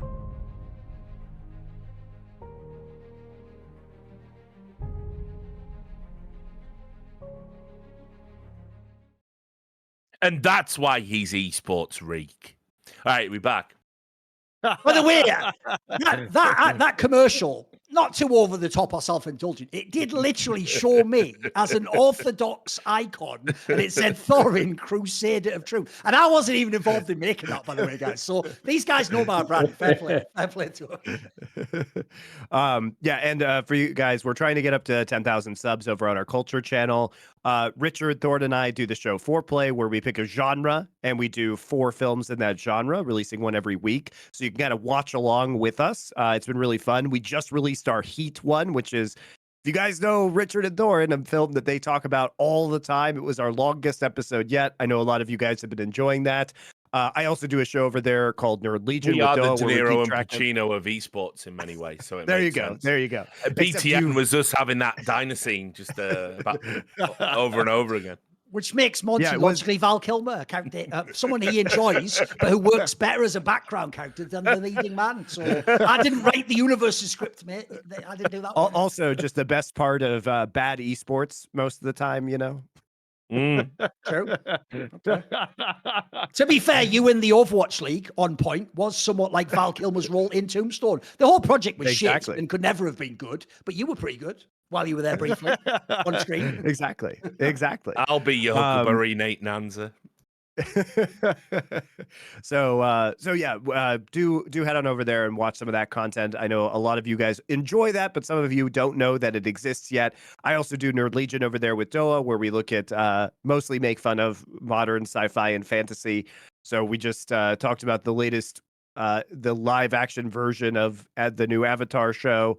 So yeah, go check it out. We've been updating that channel very frequently. So anyway, now let's move on. You said you wanted to talk about Overwatch. I wanted to just because it's a good little segue. Like I look, listen, I didn't even know the premise for this episode. I didn't look at the chat. I just turned up. I'm like, right, okay, I'm gonna freestyle this one, right?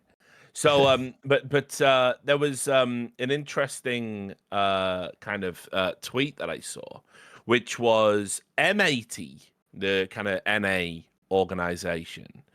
And look, trust me, it's all ended in disaster anyway, which is another reason why I'm just bringing it up because I'm an asshole. But a journalist that obviously I have a lot of time for, Eminem's, he's been on Duncan shows, and most people know him. Writes over at Dust 2, and he's a volunteer at Liquipedia. He's a great guy. He saw the announcement by M80 the North American org, saying they were moving into Overwatch because obviously with the death of the Overwatch League, we've now got this thing OWCS.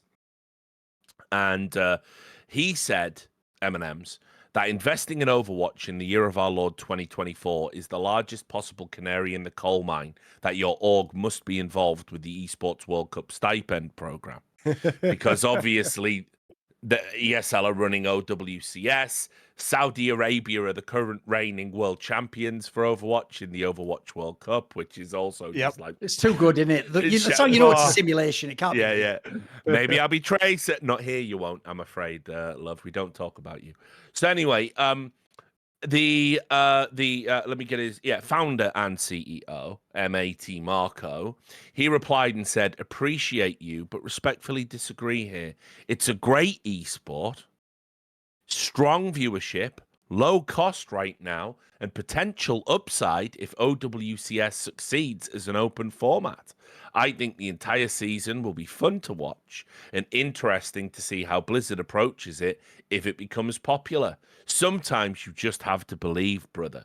You will notice, of course, he didn't deny the stipend allegations, but whatever. We're not here to play Gary Gotcha, okay? But I wanted to just pick your brains about this one because, you know, this is such a thing for us esports boomers to talk about, because this kind of speculative pickup and the belief that a game could grow and, you know, you could have for a minimum investment, maybe be part of the next big thing, and we're getting in the ground floor. Yeah, that's right. Esports was all crypto wankers before crypto, basically. So I wanted to pick your brains because, first of all, I don't think, even if it was at the lowest cost, I don't think it's a good idea. But I wanted to just sort of, you know, ask you what you think about pickups like this, and do you think we're going to see a resurgence of people now trying to like min-max with their esports pickups and that sort of thing? Gaming is believing, Richard. Gaming is believing. Yeah, true. You are right. M80 already dropped their Overwatch. Yeah. Look, we'll tell the funny story at the end. Let's have a sensible discussion, and then we'll get to the bit. Racist Discord messages, team dropped. How's your investment today, dickhead? It's a setup, Monty. It's a setup. Come along. Okay. I didn't know if you do. But it is like quite hilarious. Yeah, fair enough. But it is hilarious. Like, it's always the fucking Overwatch community, right? It's always them who are like the weird racist / pedophiles. It's weird how it doesn't really come out that much. All right, that's the most out of pocket thing said on the episode, and it's come from Monty. Holy shit, what happened? What do you mean? How's that out of pocket? I nearly reflexively said, "Be careful, Duncan." Wait, it's Monty. It's Monty calling Overwatch players pedophiles. I mean, the joke is, obviously, that's actually a way in which the game and lore of the game Overwatch is incredibly actually lacking in diversity. There is no character to represent most of the people on that subreddit, which would be a crypto racist pedophile. And where's that character? If you want representation, wait, you guys are crying out for it. Guys, I'm glad I brought this topic up. I see no problems with where this discussion's at. So as I was saying, do you think we'll see more min-maxing pickups like this? I mean, literally, Richard, I think you hit the nail on the head, is that the reason why, presumably, that ESLFACEIT want to operate the Overwatch circuit as it exists right now is that it's one more game to add to the Esports World Cup. And the reason why orgs are going to be fielding Overwatch rosters is because they want a cut of the money of doing well at because as we've discussed previously, you guys are unaware, basically there's a giant prize pool of money where the orgs that do the best are like across multiple esports. So basically every result that happens at the Esports World Cup, you get a certain number of points, and the teams and orgs that do the best across all of the tournaments that are at the Esports World Cup get an additional multi-million-dollar bonus. I appreciate the Orgs- way, in a sense, they've recapitulated elements of CGS in that way too, which is like, I am just trapped in it. I realise now, Richard, like this is the afterlife. But History rhymes, it's Duncan. not hell, and it's History not heaven. rhymes. It's purgatory. I'm just in purgatory. Nothing can ever happen or We're all in change. Carcosa now. Exactly. It's night. Exactly. Fucking night. It's night country. That's where we are. But yeah, sorry. Yeah, go on, Monty. I was gonna. Add So something, I do think that this is going to be a continual theme, which is that there are going to be kind of orgs that want to pick up low cost Overwatch rosters to see how the circuit does under ESL. And I think they have done some smart things, such as integrate, Overwatch major competitions into DreamHacks, right?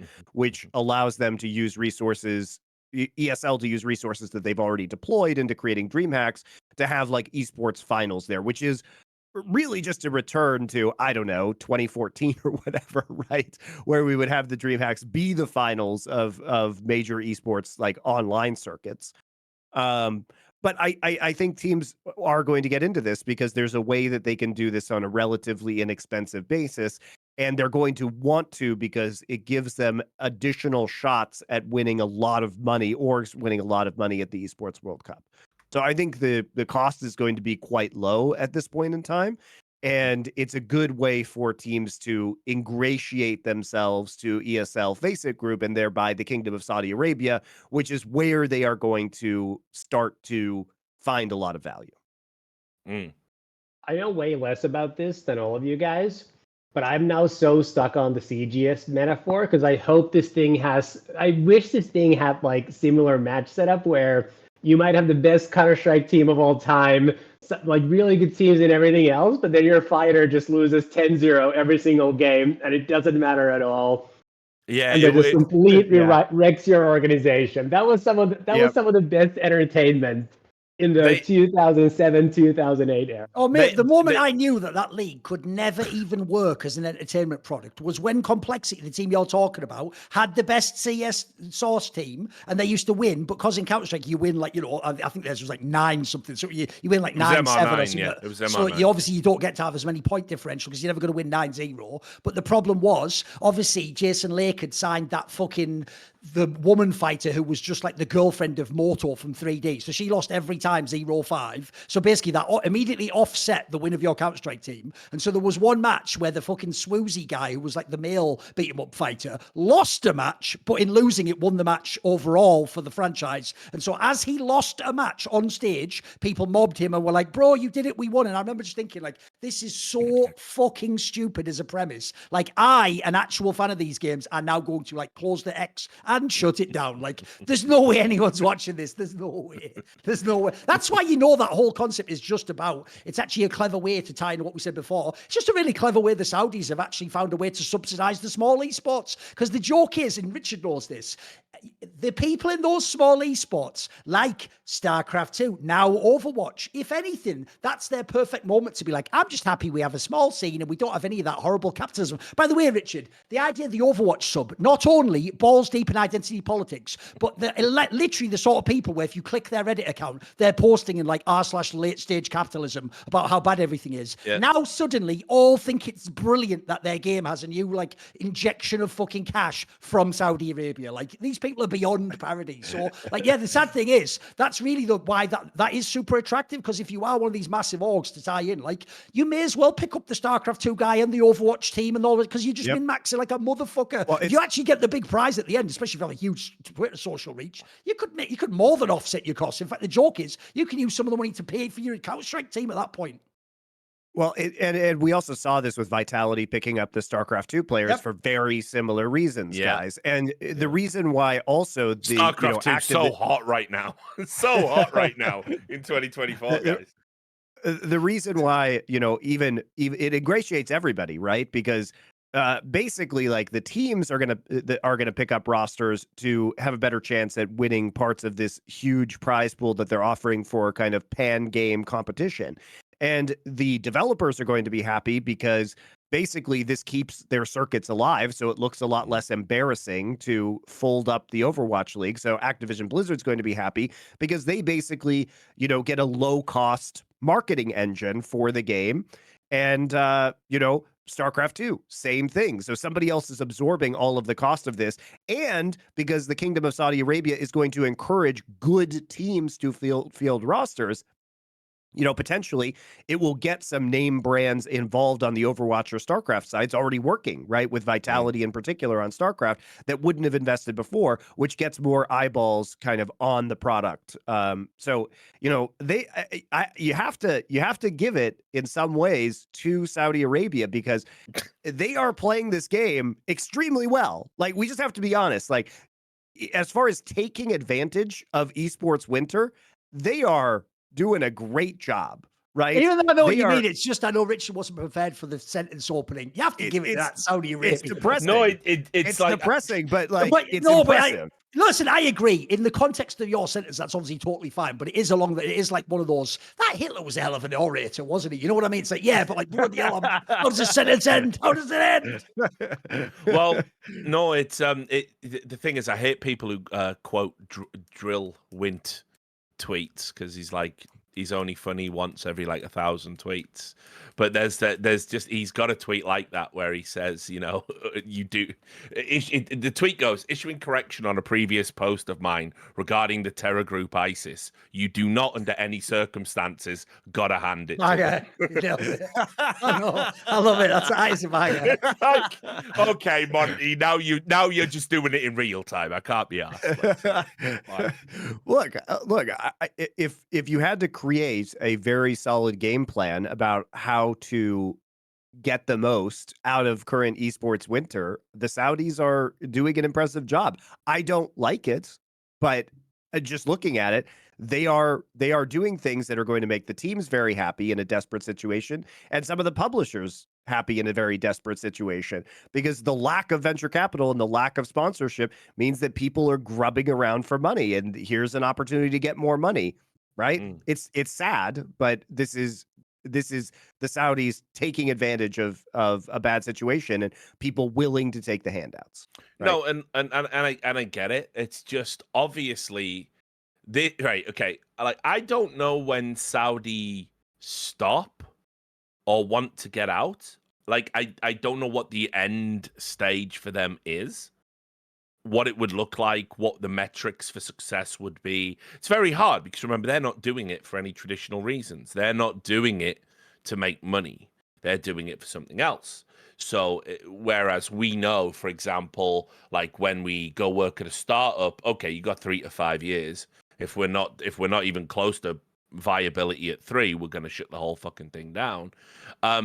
We can't really say that for any of this stuff, and this includes obviously like this glorious Overwatch circuit they're creating, and all the Riyadh Masters and the Road to Riyadh and all that stuff for Dota, and obviously CS and Rocket League and all this other stuff.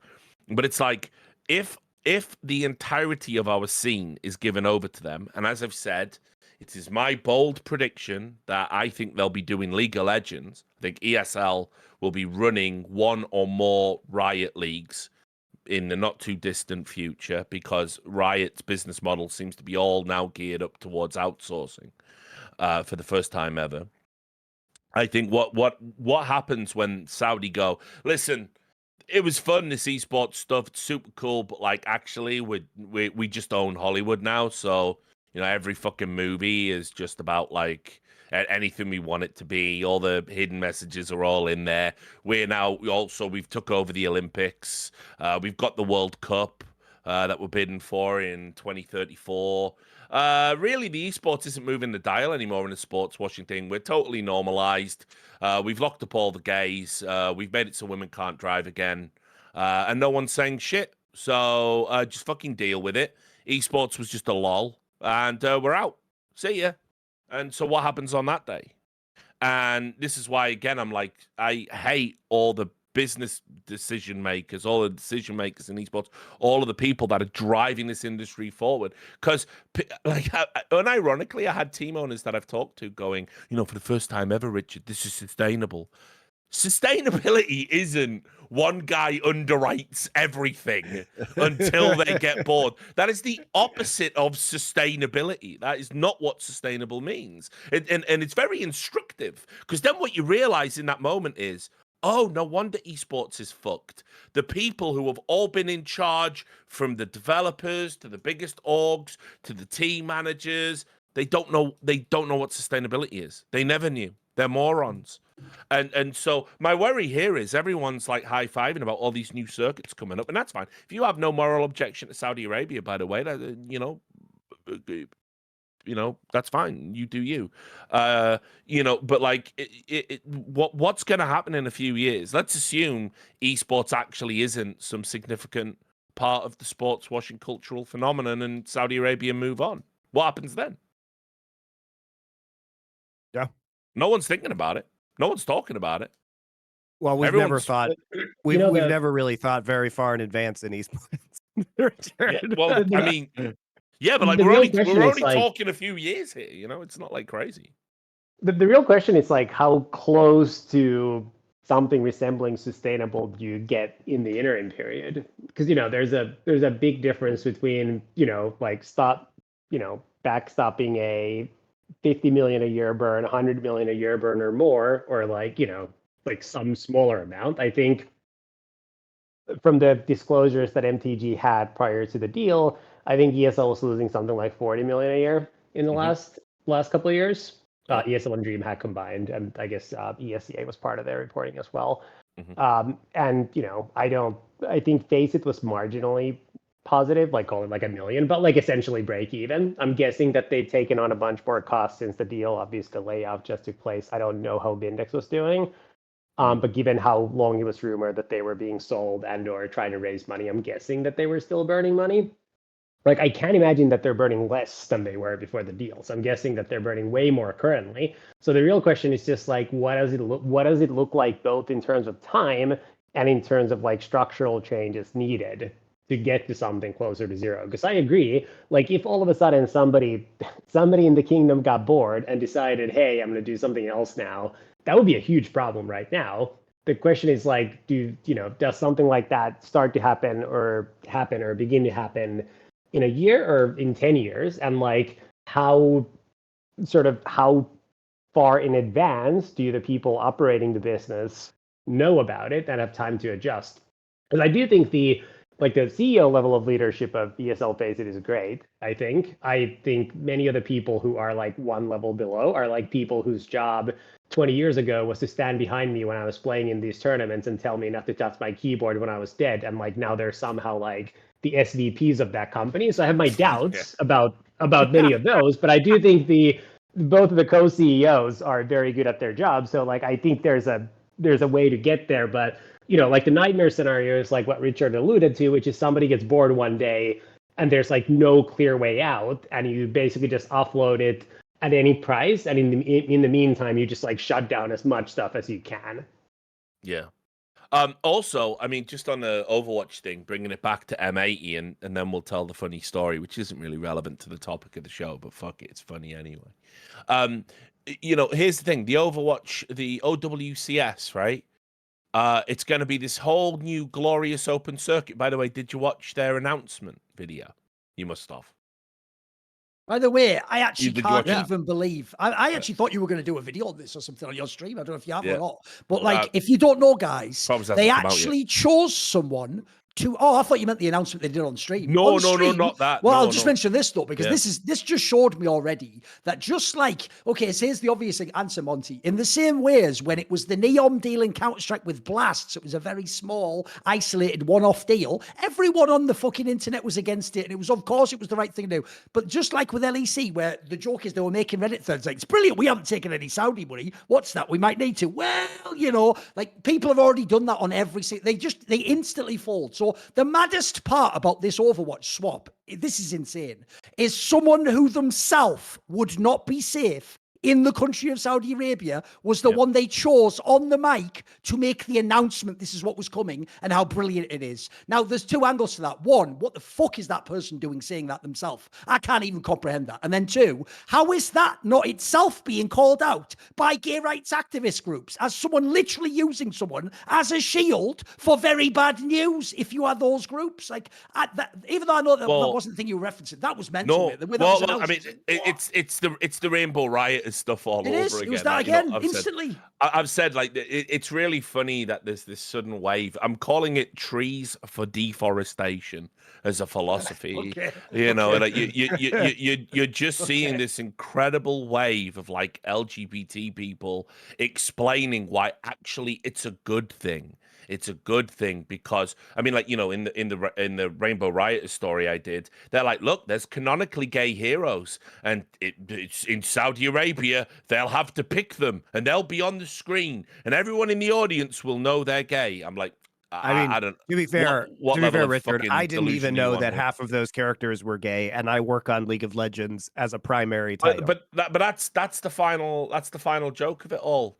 The thing is that the law becomes nebulous when you do what they call what's the term, regionalizing. You know, that you ain't gay in Russia, you ain't gay in Saudi, you ain't gay in China, you ain't even gay in South Korea. But, Yep. you know, you're gay in Europe and America, and we know that, right? But then it's like, oh, I'll just go read the law in this language on this website. Oh, okay, right. Yeah, not gay. Big case and they're not gays all of a sudden. So anyway, forget that. What I was saying was, like, everyone's talking about the upside and how great it's going to be, you know, this new glorious OWCS. And this is the hilarious part. They announced all the regions, and they covered the Asian region. And I was like, okay, this would be interesting. There was a big country missing. It was very conspicuous by its absence. You might now. I need. I believe it was. Was it the? Yeah, it was China. That was it. It was the People's Republic of China. Not there, not involved in any way, shape, or form. The single largest market for esports and gaming, and actually, as it ended up turning out, fucking Overwatch, because it all sort of swirled down the toilet and just ended up there, right? They're not involved. China policy. That's even one it's a new one. It's a new one from the people who brought you the one China policy. Have you tried it? Right. So anyway, right? Like think about that again, long term. When I don't know the exact month last year when the game was banned. Tomi will know, because obviously he had a vested interest in knowing all this stuff about the potential success of the Overwatch League. But anyway, they still haven't resolved the issue to have their games distributed in China yet. And as a result, for this new glorious OWCS, they have to pretend China doesn't exist, which, by the way, how's that for usually you pretend in Taiwan and Tibet don't exist, you fucking spineless pricks. But now, China's not there. The Asian region will encompass all of this. What's that big landmass over there that doesn't have any coloration in it? What's happened there? Why isn't that on the map all of a sudden? It looks like so I to my point, I think the specter over anything involving Blizzard, Activision Blizzard, as an esport, until you resolve the China issue, the revenue impairment that they've got in these projects is ridiculous. And you're not truly global unless you've got that Chinese acceptance, which was why everybody fell in line in the first place to get in the region. Throwing out gold. Yep. Guys. Monty, come on, it's Overwatch. What do you think? Yeah, exactly. Yeah. Forget about it, Monty. It's your favorite game. Look, I mean, obviously that's the distribution thing is a huge issue. Like, I don't know what else there's to say about it. It's massively problematic for the Overwatch circuit, right? Yeah, but I mean, this is why I don't think it's like in China. You can't watch it. Yeah, I don't. This is why I don't think like all these people going, oh, it's a bright new future. It's still fraught with all sorts of problems. I mean, you know, by the way, like by this point, we're talking about a game that came out like 2016, 2017. That's boomer shit now to the next generation that's coming out. People are already over it. It's the most like critically, like it was temporarily until they started removing. It was the most critically panned game on Steam, which, by the way, they had to pivot to giving one of their business rivals a cut by putting their game on their platform just to distribute it. And who the fuck's playing it? I just don't see what this potential interest is. I think it has to be stipend money. I don't see any other reason to pick up an Overwatch team in 2024. No, like, I think that's it. Like it just gives you it's another game, and the Saudi Arabia and ESL and FACEIT want as many games as possible at Esports World Cup. I think that's the primary motivation, if I had to guess. The problem is, though, they're doing that thing again. It's like what the fans are doing in Counter-Strike, but the difference is these people in this game are completely delusional. So in Overwatch, what they're pretending, though, is that the reason this is a bright new future is it's like the same thing. So instead of having like a locked-off game like the Overwatch thing, it's like we're going back to that open... Remember that brilliant open circuit with like MLGs, like Dreamer? Yeah, but those aren't going to be the tournaments, you dickhead. Like, that's not what's going to happen now. That isn't what you're getting now. Like, but they're pretending like we're just going back to the pre-Overwatch League, which was a great period. If people don't know, it was when the game was super healthy and it had all this potential and you had all this, but that's not what it's going to be. Clearly, it's going to just be a worse version of Overwatch League, if anything. Yeah. So look, if we're not coming along for the Overwatch content, that's fine. We'll get to the funny part. So M80, who obviously had their founder and CEO going, man, the future's bright for Overwatch. Just get with the times. And I'm not going to comment on the stipend thing. So you M&Ms, you journalists, you've just got to believe. I think it's going to be a super healthy game. I'm glad to be involved in it. Anyway, their team lasted all of 24 hours, and I will just read you why. Right, this is taken from Esports GG, which, you know, it's not the best publication, but it's the one that covered. They couldn't wait to cover this story, and it's what I bookmarked. So here we are. It just said, the Overwatch competitive scene is in turmoil tonight. It's not, no one cares. It's been in turmoil ever since the day it existed. That the M80 Overwatch team is disbanded. Announced only 1 day ago, the reason for its closure deals with the retirement and release of 2 core roster members, respectively. In the case of the latter, a number of Discord screenshots taken during the 2023 Overwatch World Cup were leaked, showing now former M80 player S9mm and former Overwatch League players OG and Mikey allegedly using abhorrent racial slurs numerous terms. Now, listen, given that they've owned up to it, I think we can take allegedly out of the report. And I saw them. I saw the screenshots. I was thinking, oh, listen, it's Overwatch. They're super sensitive. Oh, goodness me. Oh, yeah, it's bad. Yeah. Oh, dear. But, like, I want you to think about this as well. I want you to think about this, right? Me, an aspiring Overwatch player, like an aspiring Overwatch pro, knows there's a glorious new circuit likely to come out. It is the 2023 World Cup. This is an ancient history. I go and sit in a Discord channel watching the World Cup, surrounded by total strangers. All the people are there, all enjoying the World Cup, and I am just going to repeatedly spam the N-word as a reaction to anything and everything that happens. Surely there will be no downside to this. In 2024, like, Jesus Christ, it was like watching one of them Call of Duty lobbies come to life from back in the day. So anyway, M80 couldn't even do basic homework in that regard, and then obviously once the team that they once the players got cut for racism, the other guy said, yeah, I'm going to retire, actually. So M80's glorious new stipend or stipend-less foray into the super cool low-cost esport seems to have come at a cost, actually, they couldn't have foreseen, which is the old racist gamer. So brilliant, perfect, another glorious day in esports. Well, I think also part of this, it does tie in, Richard, with when we talk about Overwatch and why teams are looking at getting teams, is because, again, the level of sponsorships has dropped precipitously within esports as a whole. Obviously, with you might see, how can I put this carefully? You might see teams that are signing big name sponsors, okay, still. And you might think to yourself, oh, wow, this large brand is getting into esports, or now they're sponsoring my favorite team. I'm not going to be specific, but from talking to team owners who have closed these deals are for much smaller amounts than you would believe.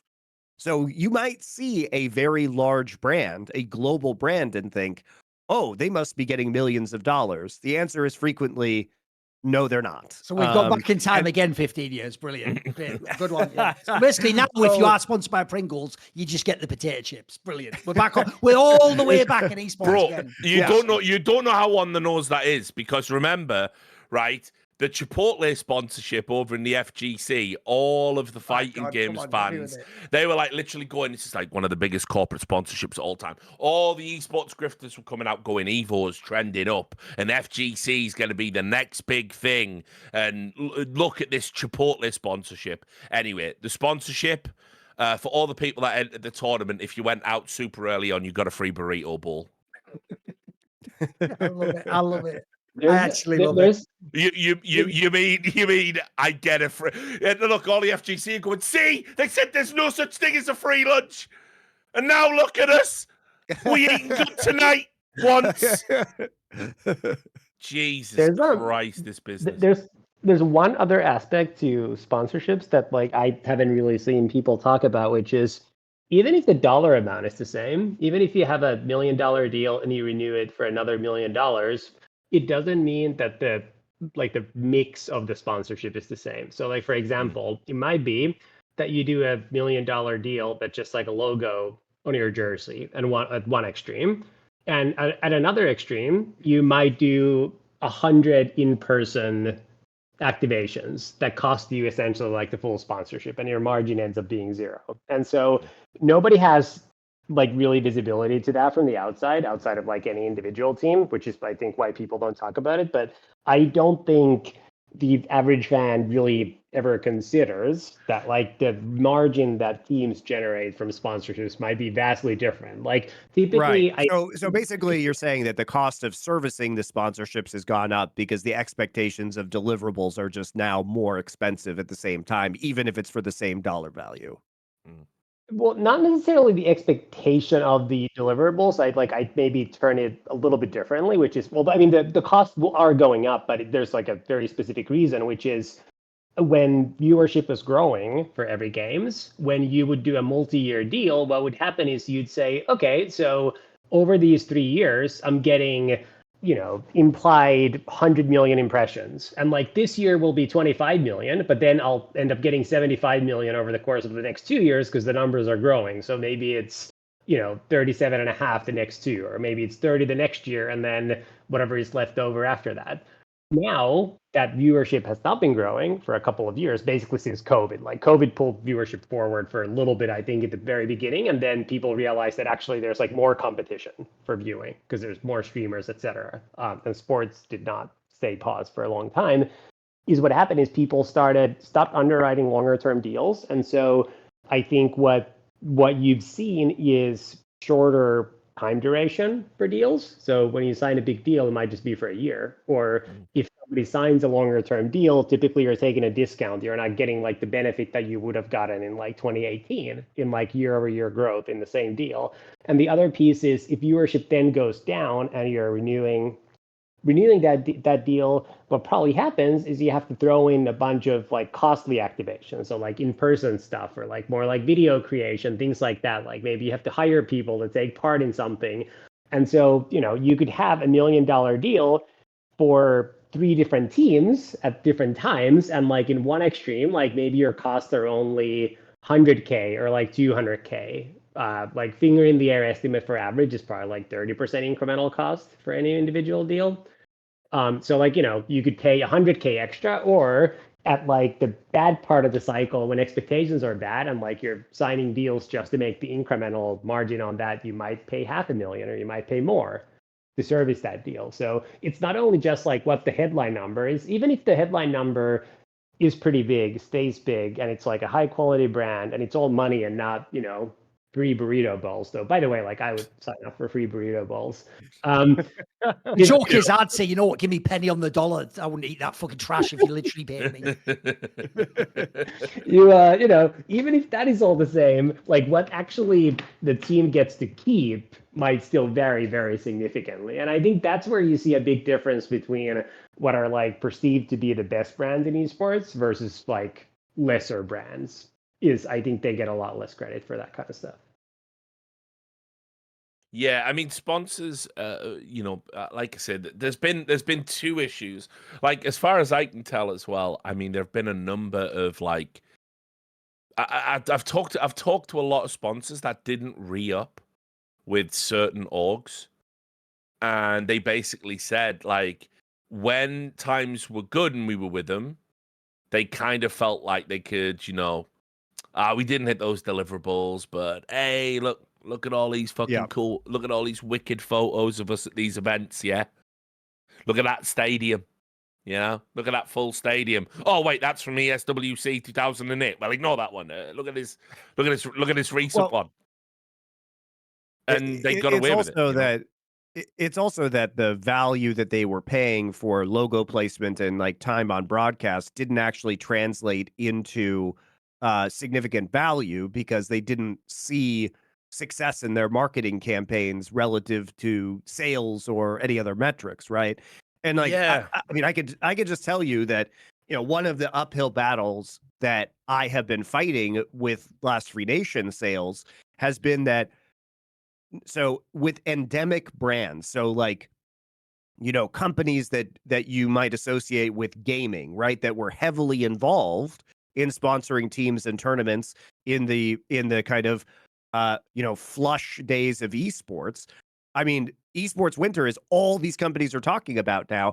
And like I have to fight an uphill battle to be like, no, Last Free Nation, even though we cover esports as a media company and we have a different kind of audience, and right, we will provide value in a way that other esports investments that you guys did previously did not, because you know, we're doing something that is very, very different than you just slapping a logo onto a team jersey or onto an analyst desk on a broadcast, right? Which of course is another esports tale as old as time, where basically like a number of orgs will get into positions where they can kind of like get non-endemic sponsors, and then when they get them, they totally fuck it up.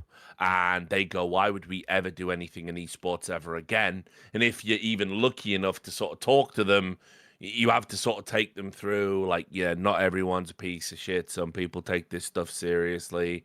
And yeah, it's like, I don't know. I feel like right now, a lot of the problems you've got with sponsorships are just that, you know, these orgs haven't done what they said they were going to do in terms of deliverables, because they just thought, well, if you want to be here, you know. Right. Or you know, they did what they said they were going to do, but the effect for the brands has been less. And like what the brands want now is a lot more influencer marketing with streamers. And I think it's because they've seen a lot better returns. So first off, it's less money, right? Because if you think about what it costs to sponsor, like, let's just say, you know, a co-streamer as opposed to sponsoring an entire team or league, right? Because the overhead costs of operating a team or a league are enormous, whereas sponsoring individual influencers is significantly cheaper. But you also get, you know, decent reach. You know, like you just get better value for per dollar spent in terms of reach. And also in the same exact way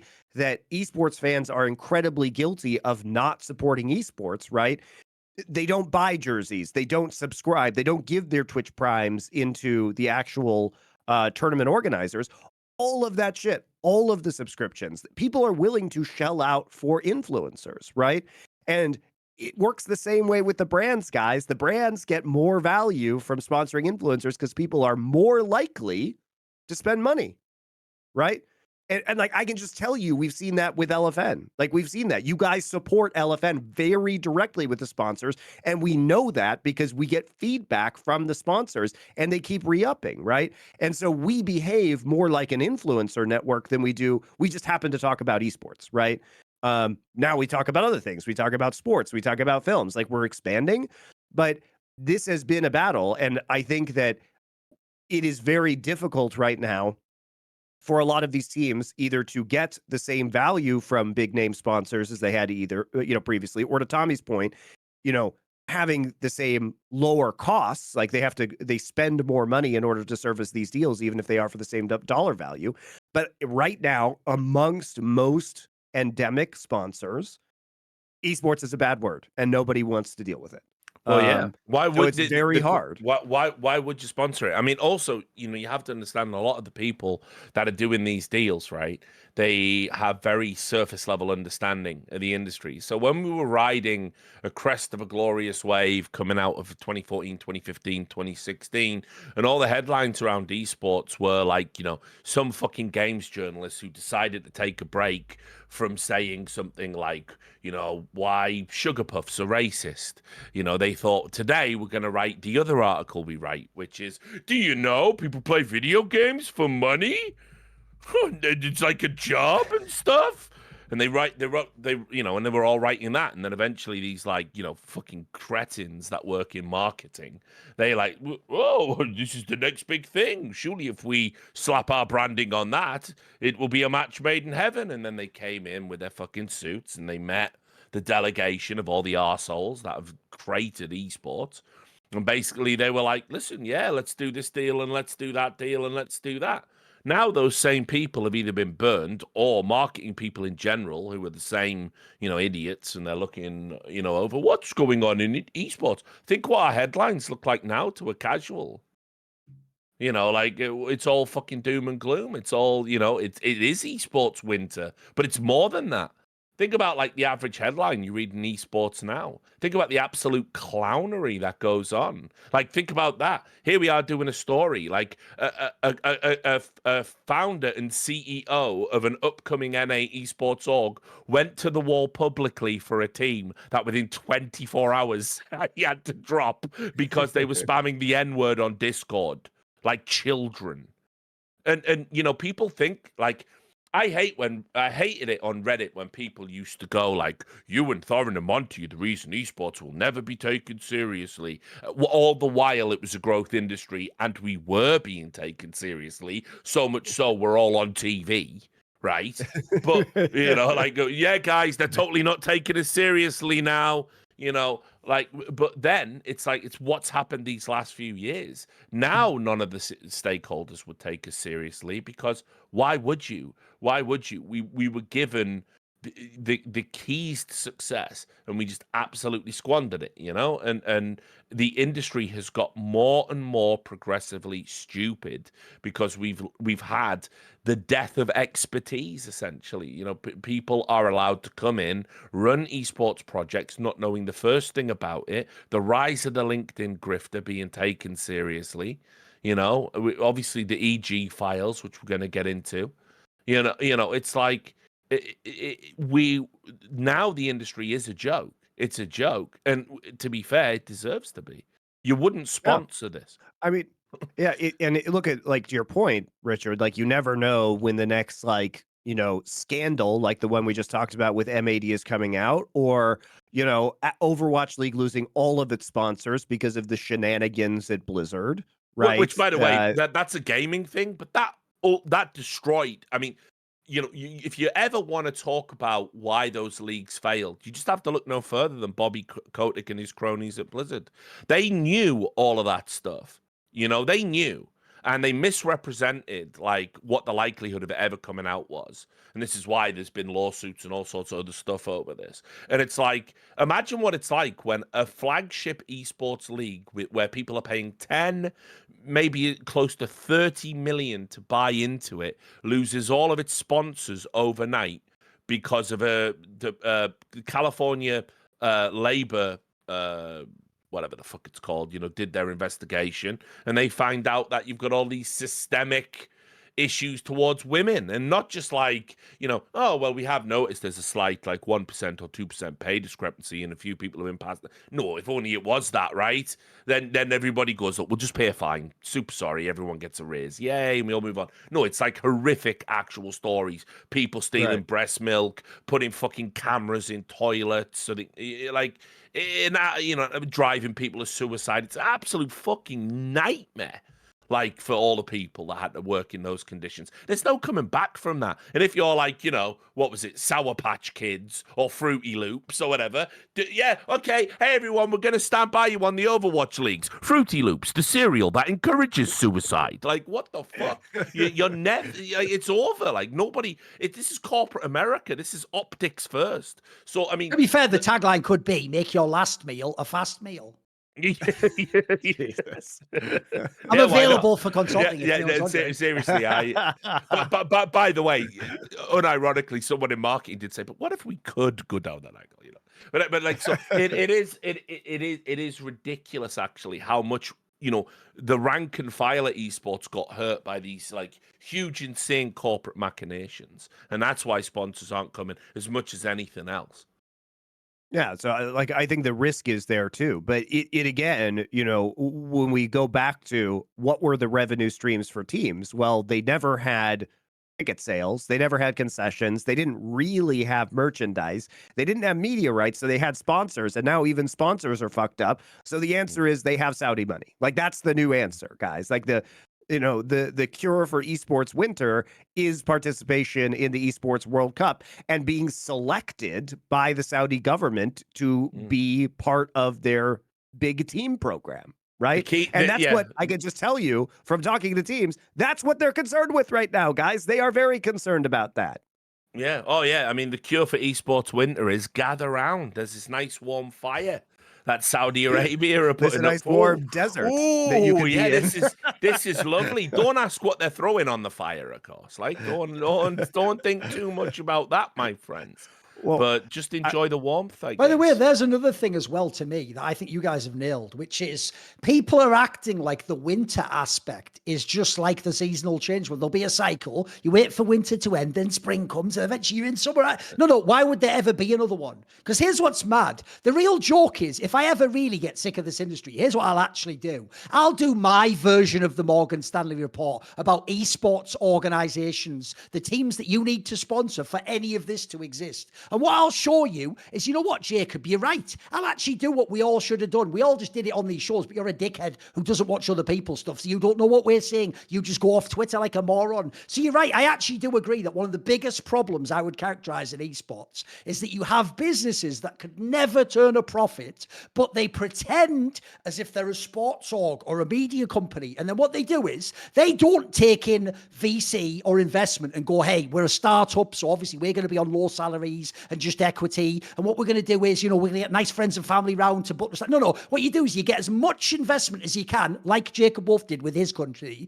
And then what you do is you brag to everyone in the industry that you're paying yourself the biggest salary you've ever made. Because that's half of the esports dream, is to LARP as an actual successful businessman in the real world. But you're not in the real world. So what you do is you LARP in this theatre play for fucking shitty sixth form kids called esports. And what you do is, instead of doing, like I say, responsibly taking a small amount of salary and a lot of equity and saying, basically, the reason you're investing is in me and I believe in myself. So I'm also going to work and apply my skill set to it. I don't need to make mad money out the gate. No. What everyone in esports did is the other way around. The second the millions came and they went, I'll be taking my 200k a year at that. Hey guys, check out this new car I'm rolling. Oh yeah, I've got big deals coming in all day long. Media mogul me. And at the end of it all, just like Jacob Wolf, except the joke is, if you had a team org, you've still got something. You're still in leagues. There's still parlay. You can even use success of the past to build your fan base. You could just do like Jacob and then just go, what? Not enough money for my massive salary anymore? Huh?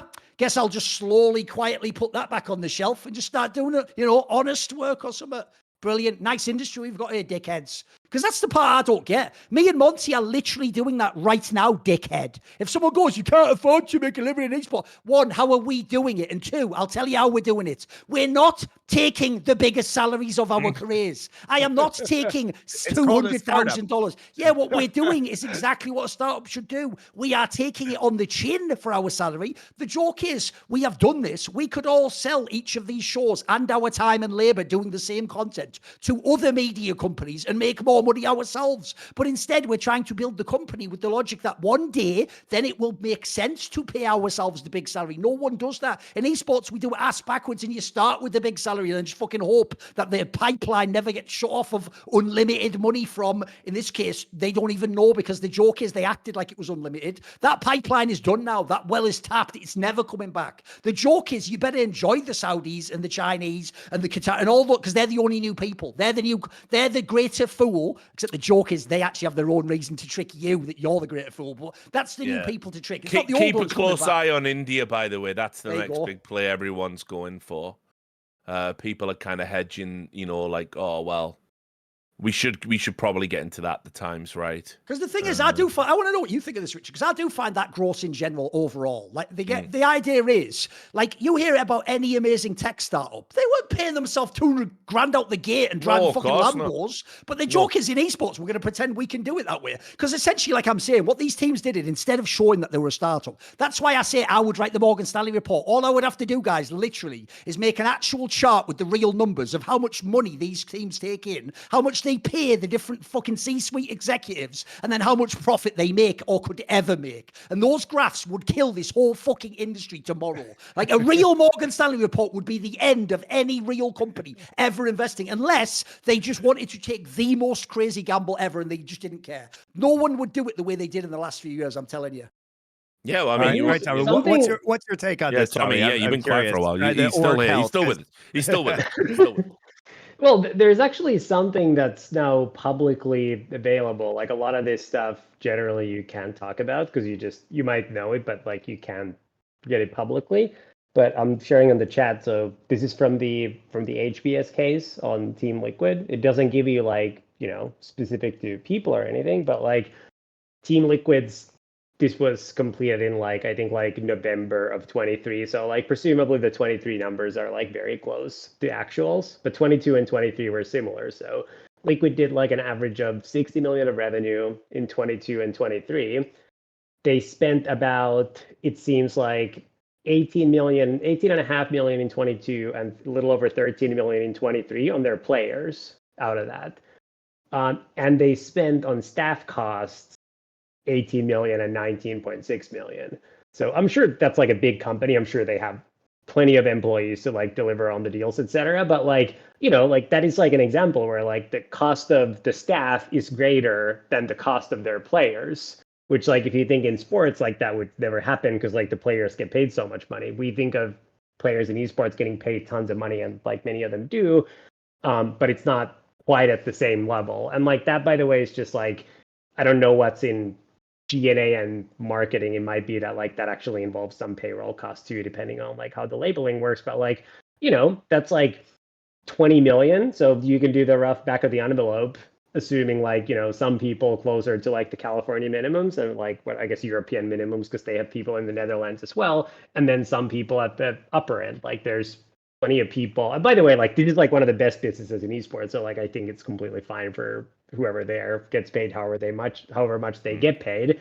But like I think it's a helpful illustration because that's actually like publicly available information, whereas in most cases you just don't know.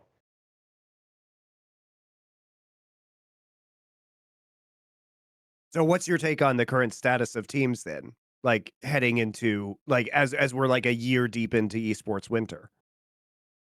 Well, I think Duncan had the right point on like how I think you have to treat many of these things, which is they're startups. Like these are not like cash flowing mature businesses, which is why they probably can't and should not support like massive pay packages in cash. It's a big difference to get paid in equity versus getting paid in cash. And I think when capital was essentially free up until inflation rose and the rates started rising, like, I think there was a lot of money sloshing around and you had to spend it somewhere. And I think where a lot of the organizations spend it, especially in the US where salaries are just like, multiples higher than in Europe, is just getting like good executives. And I think there's a bunch of good people in the industry who I think like without whom like the industry would be back. And then there's a bunch of other people in the industry who I think are not very good, I'm sure are very overpaid. So I think in general, like that's going to be an adjustment that like a bunch of teams will have to go through if they have not gone through yet. And I think if we go back to like the very beginning of the show where we talked about some of the challenges in CS specifically, if you think about the organizations that are more Counter-Strike heavy in just in terms of their exposure, like those are the teams where that difference is going to be the greatest between what things might have looked like even this year or the last couple of years versus like what they might look like beginning of next year if all of a sudden competitive performance struggles and like the EPL and Blast contracts turn to something participation related and you just happen to miss out on the majors. Like that's where it becomes trickier. Because the other thing that we didn't actually mention earlier is if you think about like what's like a high quality revenue source, it's something like long-term contracts or subscriptions, like something that you have a lot of predictability into. So like you can just look at it and you'll get paid. Hopefully, it's like some big brand with a 5-year contract, like you don't stress over getting those payments so long as you deliver on your end. On the other hand, if it's all like monthly tournaments that you have to qualify for, you just don't know. And that not only has an impact on like you operating and like how you're budgeting, how much you're spending on players, how much you think you can pay out in salaries or like bonuses at the end of the year, but it also has a pretty meaningful impact on whether you can raise capital. Because again, like we go back to the beginning, if you don't know whether your revenue is going to be 3 million or 12 million, depending on whether you qualify for 2 majors or not, the way to resolve it would be to raise some outside money so you have a buffer. And like hopefully over time, like you just have like a few million sitting around and like you can put it in like treasuries or something. So it's at least earning something for you while sitting there as a buffer, and you can continue operating kind of similarly to as you were before. But if you don't have the revenue base, you don't have the long-term contract, it's all just kind of flip a coin over and over again. You're either going to get diluted pretty significantly, or you're just not going to be able to raise money to begin with. And like that's the part of the ecosystem that's actually struggled the most during the esports winter, generally speaking, is teams' ability to raise money. And a lot of the bigger teams, especially, like raised bigger rounds earlier. And I think there's a bunch of teams that just had like bunch of money left over, even from like the COVID era rounds when people took in a bunch of money, and then all of a sudden like teams just stopped investing in new things because it became evident that there weren't going to be like new Overwatch leagues that you just pay 20 million in franchise fees over time that you need the money for, because that was not going to be the model. So like you went from needing millions to getting to these leagues to all of a sudden, in the case of Valorant, like Riot essentially paying you to come into the league, which is just like a complete 180. And also, I think we should talk about the latest Valorant release of the team packages as well, because that is a pretty, I think, significant step into digital goods revenue sharing. Because if you guys aren't in Valorant, what they did was they released gun skins and other in-game goods that represent teams, right? So all 44 teams who are partnered teams within the Valorant ecosystems have a gun skin within the game now, and they worked with teams on the design of the aesthetics of the items that went into the game, and they're splitting the revenue, the proceeds with the teams 50-50. So this is what we want to see. Like it's the same kind of thing that we would see with stickers for the major, and they are, to Tommy's point, letting the teams into partnerships for free. There are expectations about what you're supposed to do and the amount of media that you are supposed to, eyeballs that you're supposed to get on social media posts and value that you bring to the league, and they can kick you out. But at the same time, they are just paying teams straight up now, and they're offering digital goods for sale within the game, which is very different than Riot's previous games. Yeah, totally.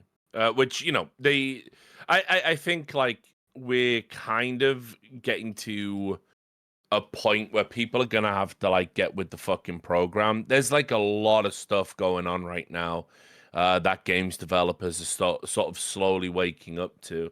And one obviously is, look, if we can all agree that esports offers some value to your game, maybe it does, maybe it doesn't, right? But I think in general, in my experience, a lot of the time, if you make your game have a competitive component and you bake in esports features, what you're doing is you're not only guaranteeing a longevity you might not have, you're adding years onto the shelf life of the game, and actually you're creating a consumer base that doesn't want you to update and make the new game. They just want you to fucking keep this as it is and just put content into it. But you're also creating like a real hardcore fan base, and by extension a consumer base. So esports definitely adds value, and if the people that are running the tournaments and running the teams and the players that are spending ages to get good at your game, like there has to be some sort of quid pro quo. There has to be, or it's all fucked from the start. And so Riot look like they finally learned a lesson. I think it might be academic in the end, whatever. But this is like, having these capsules where it's like 50% profits. And they said as well, last year they shared over $33 million between the partnered teams. So we're already kind of getting close to like CS sticker levels. So you need that. And the other thing they're starting to learn is that the idea of like the developer not really having esports points of contact and communicating and putting forward roadmaps and clear ideas, that's kind of people are waking up to that, with the exception of Valve, of course.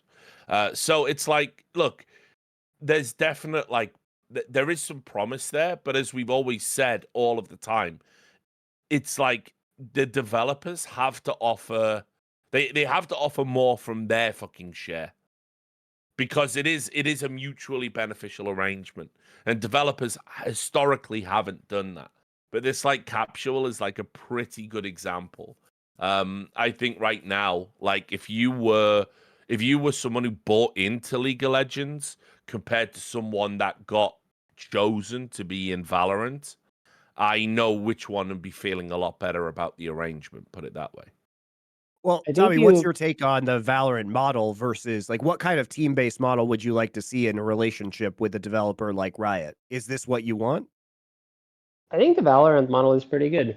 I think that I think acknowledges the fact that Richard said, which is that there's a real impact on longevity from esports. I think the way people, and I think it's a bit of a shame that so many of these leagues and so much of the infrastructure, quote unquote, was negotiated and put together during a time when so much money was flooding into the industry, as opposed to even just a couple of these being put together at smaller scale when it didn't seem like everything was going up and to the right, and people didn't have these crazy embedded expectations that allowed for negotiating deals and structures that probably just skewed too far one way because everybody was just so excited to be a part of it.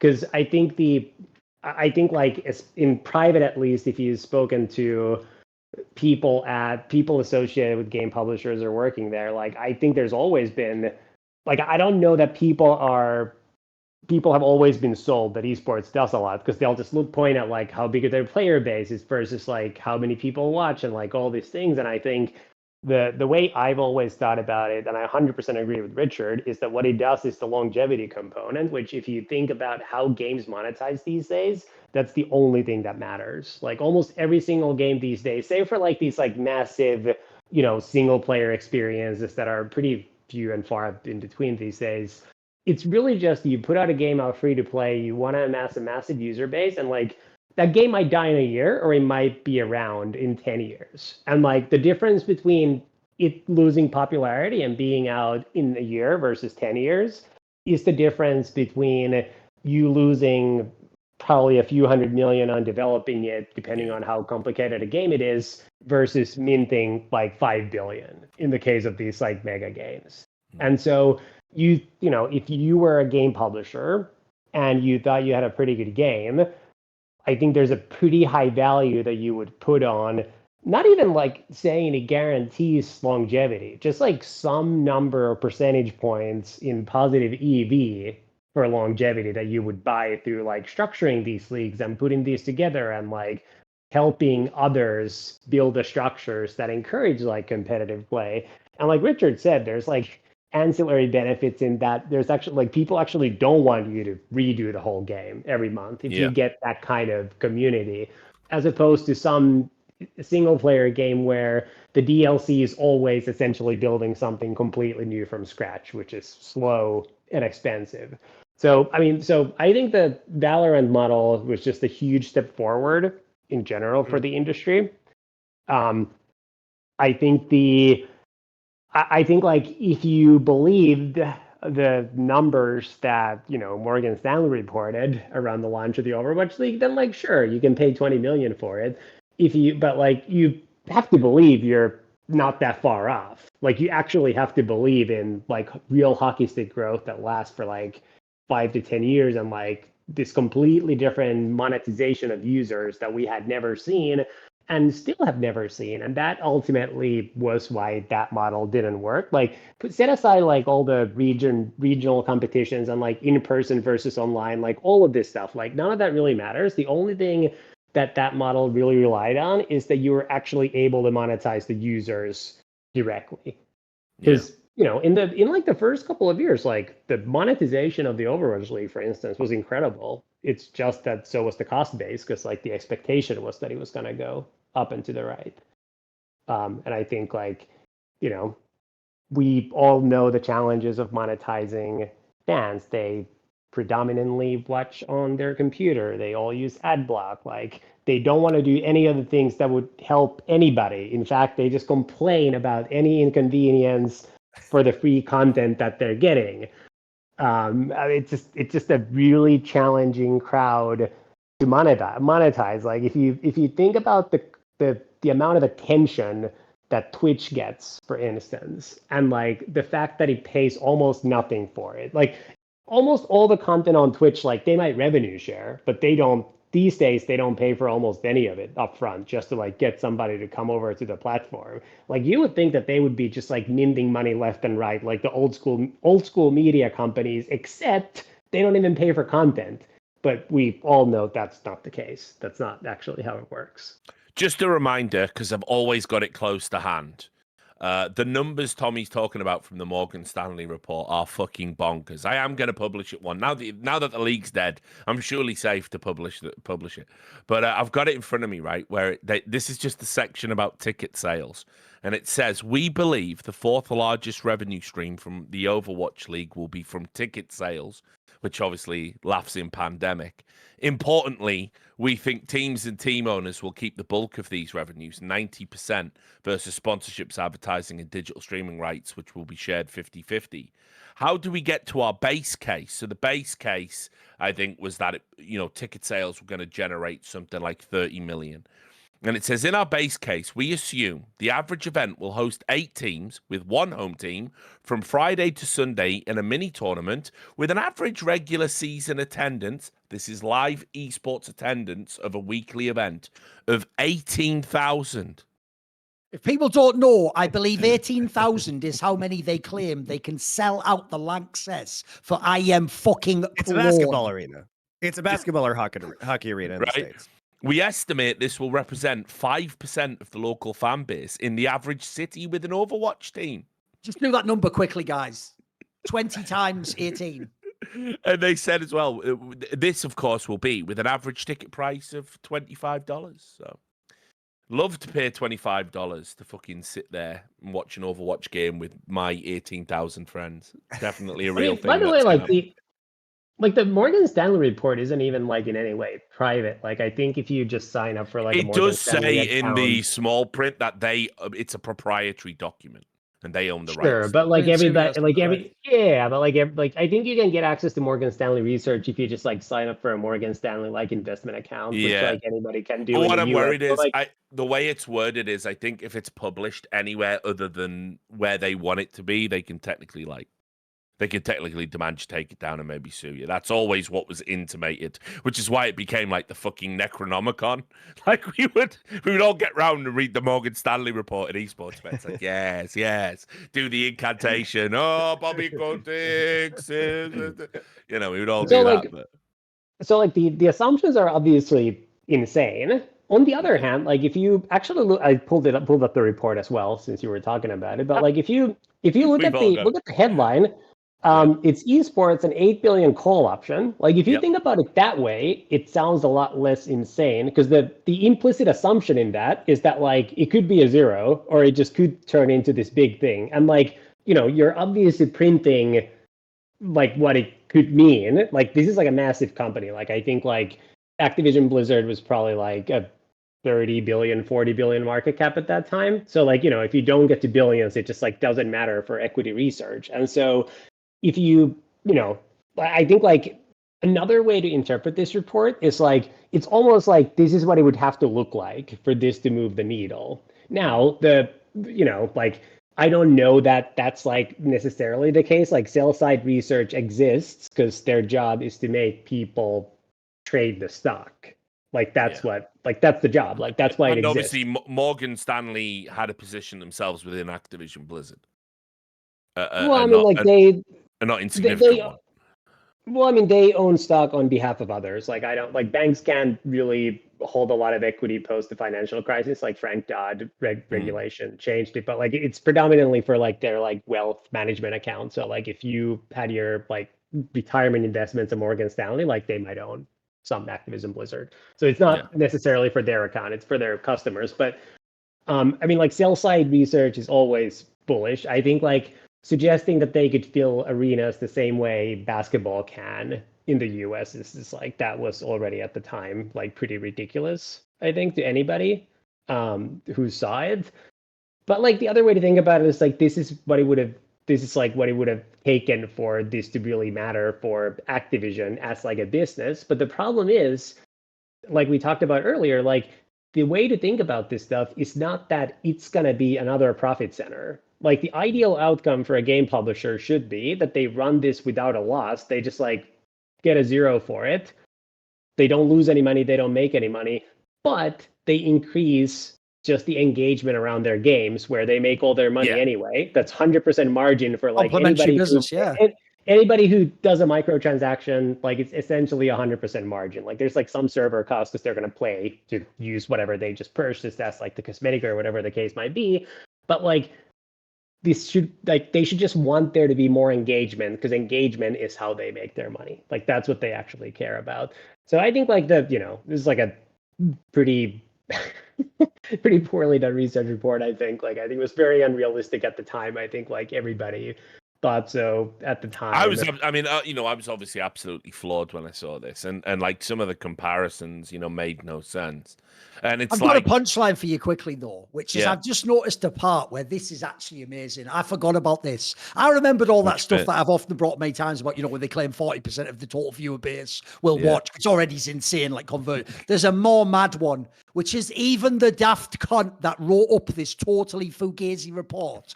They themselves estimated the teams would only cost about $3 million each. Yeah. They didn't even foresee a world in which some idiot would pay 30 million each. And the reason this is so mad as well is it's like, if you actually look, the difference between the best case scenario and the worst is about $700 million. By the way, the joke is try doing, like Tomi will know this, if you were working as some sort of data analyst and you turn it in and the delta is 700 million, your boss may as well tell you that report tells me nothing. The range is insane. Well, you certainly hope that the base case is not 0 to 700. It's one thing if you're moving from 10 billion to 10.7 billion. That's one thing. True. Going from essentially 0 to 700, that's like. But if you look at, I've been like skimming this while we've been talking. Many of these like assumptions that end up being crazy because of like they end up at like 700 million.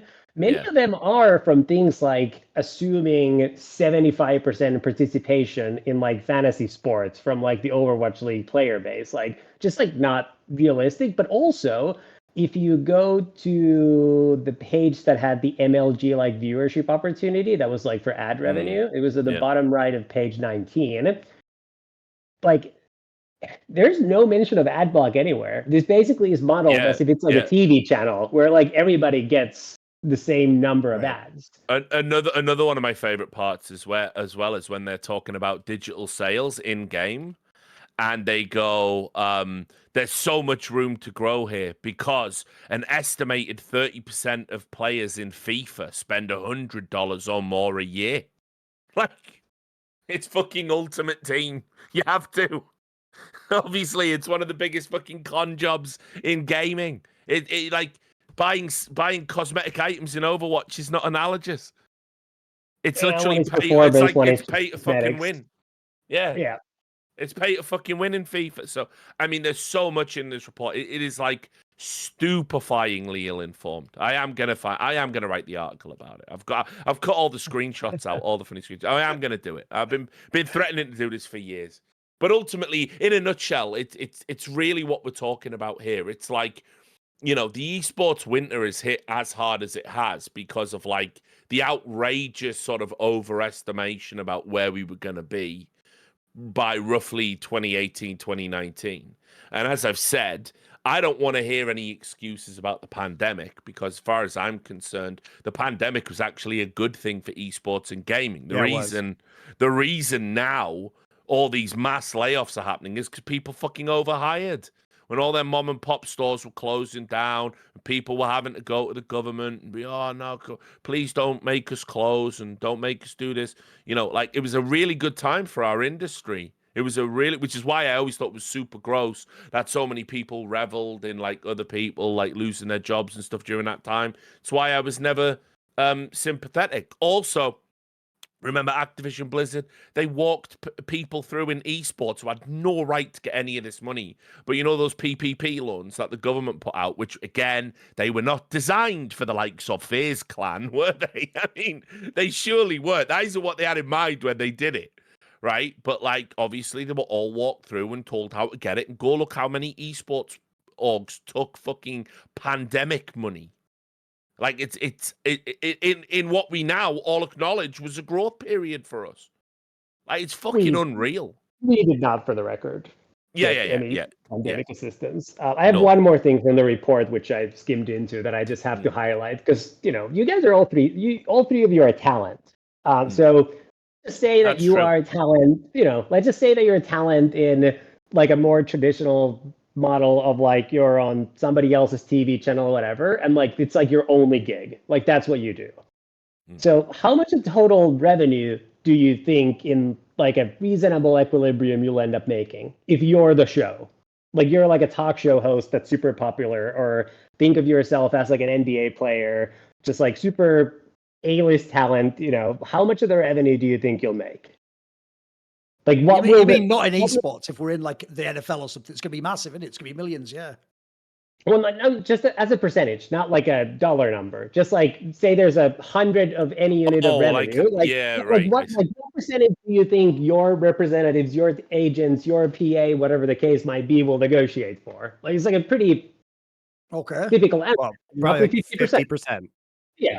Like roughly 50%. Like you look at any sports league, it's always like the PAs are, arguing over 51 or 50. Like that's basically what it is always. If you look at the team P&L that they put on here, it assumes the player salaries are 10% of revenue. Yeah. And they were like boasting about that in the document. That's the funniest part about it. Which is also why it always leads into the soft salary cap that was conveniently put in place immediately in it. Yeah, weird how it works, isn't it? It's just it's just really funny. I mean, the player. This is a good spot because you don't have to pay players their fair share of the value they generate. I know. Invest today. You're actually using like plantation logic, for fuck's sake, in your utopian esports. It's actually even better because it shows the per player salary as 52,000. I worked for a business that was based in Los Angeles at this time, which is where all the Overwatch league teams were required to be based. But you couldn't even live off 50K. Come on. It doesn't even matter whether you could. You legally cannot hire somebody as a W-2 employee for below 60K. Oh, perfect. I don't remember exactly what it was that year. No, I think it is 60K because that was the one for the LCS. They always they put that as like the minimum, right? Not 52K. So like the cost that they assumed, and this is like before benefits, before housing, before everything else that you have to pay for, is less than the government mandated minimum salary for a full-time employee.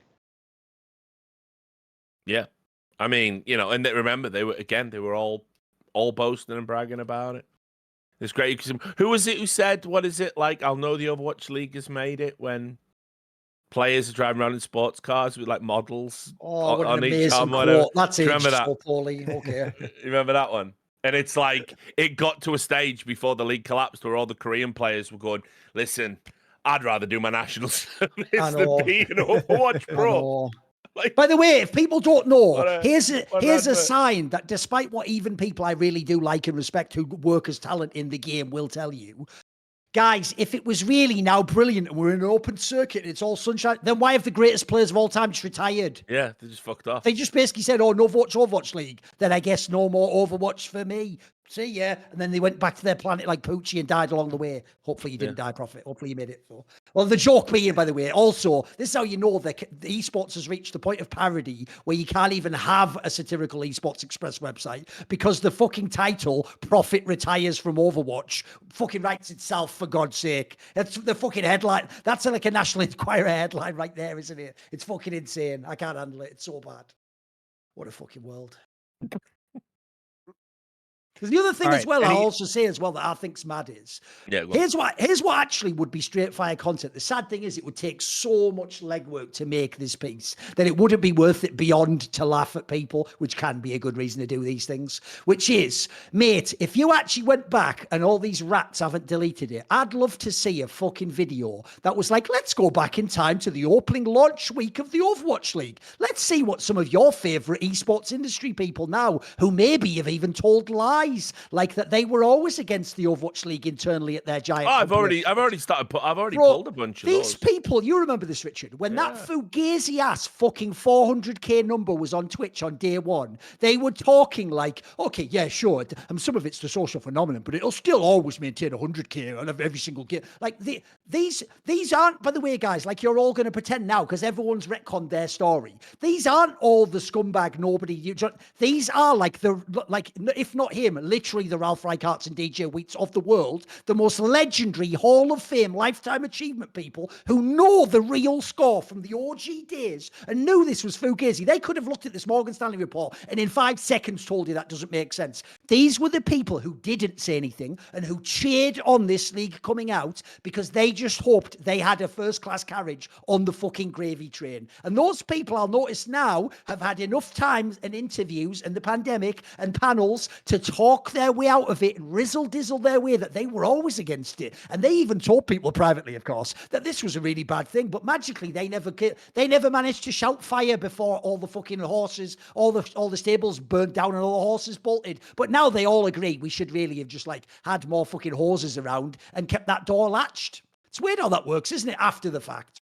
After the fact. Because, by the way, here's what's brilliant, guys. I'll tell you what would age like the finest wine. Richard Lewis and Thorin's coverage of the launch of the Overwatch League. All of our tweets about what was going to happen, what our projections were for the league. By the way, from day one, I said anyone who buys one of these orgs is a fucking imbecile. It's why, actually, loads of the massive owners who are mates of mine reached out and they were like, oh, don't worry. Like, I haven't bought it. I've just convinced an investor to give me money for it. It's not my money. And I would be like, why are you saying this to me? It's like, bro, why are you you're saying this to me like that's a good thing? You've conned some other idiot into losing all of it. Like, holy fuck. But at the time, everyone was like, no, Thorin, up. We're on this great glass elevator going to great place. And it's over.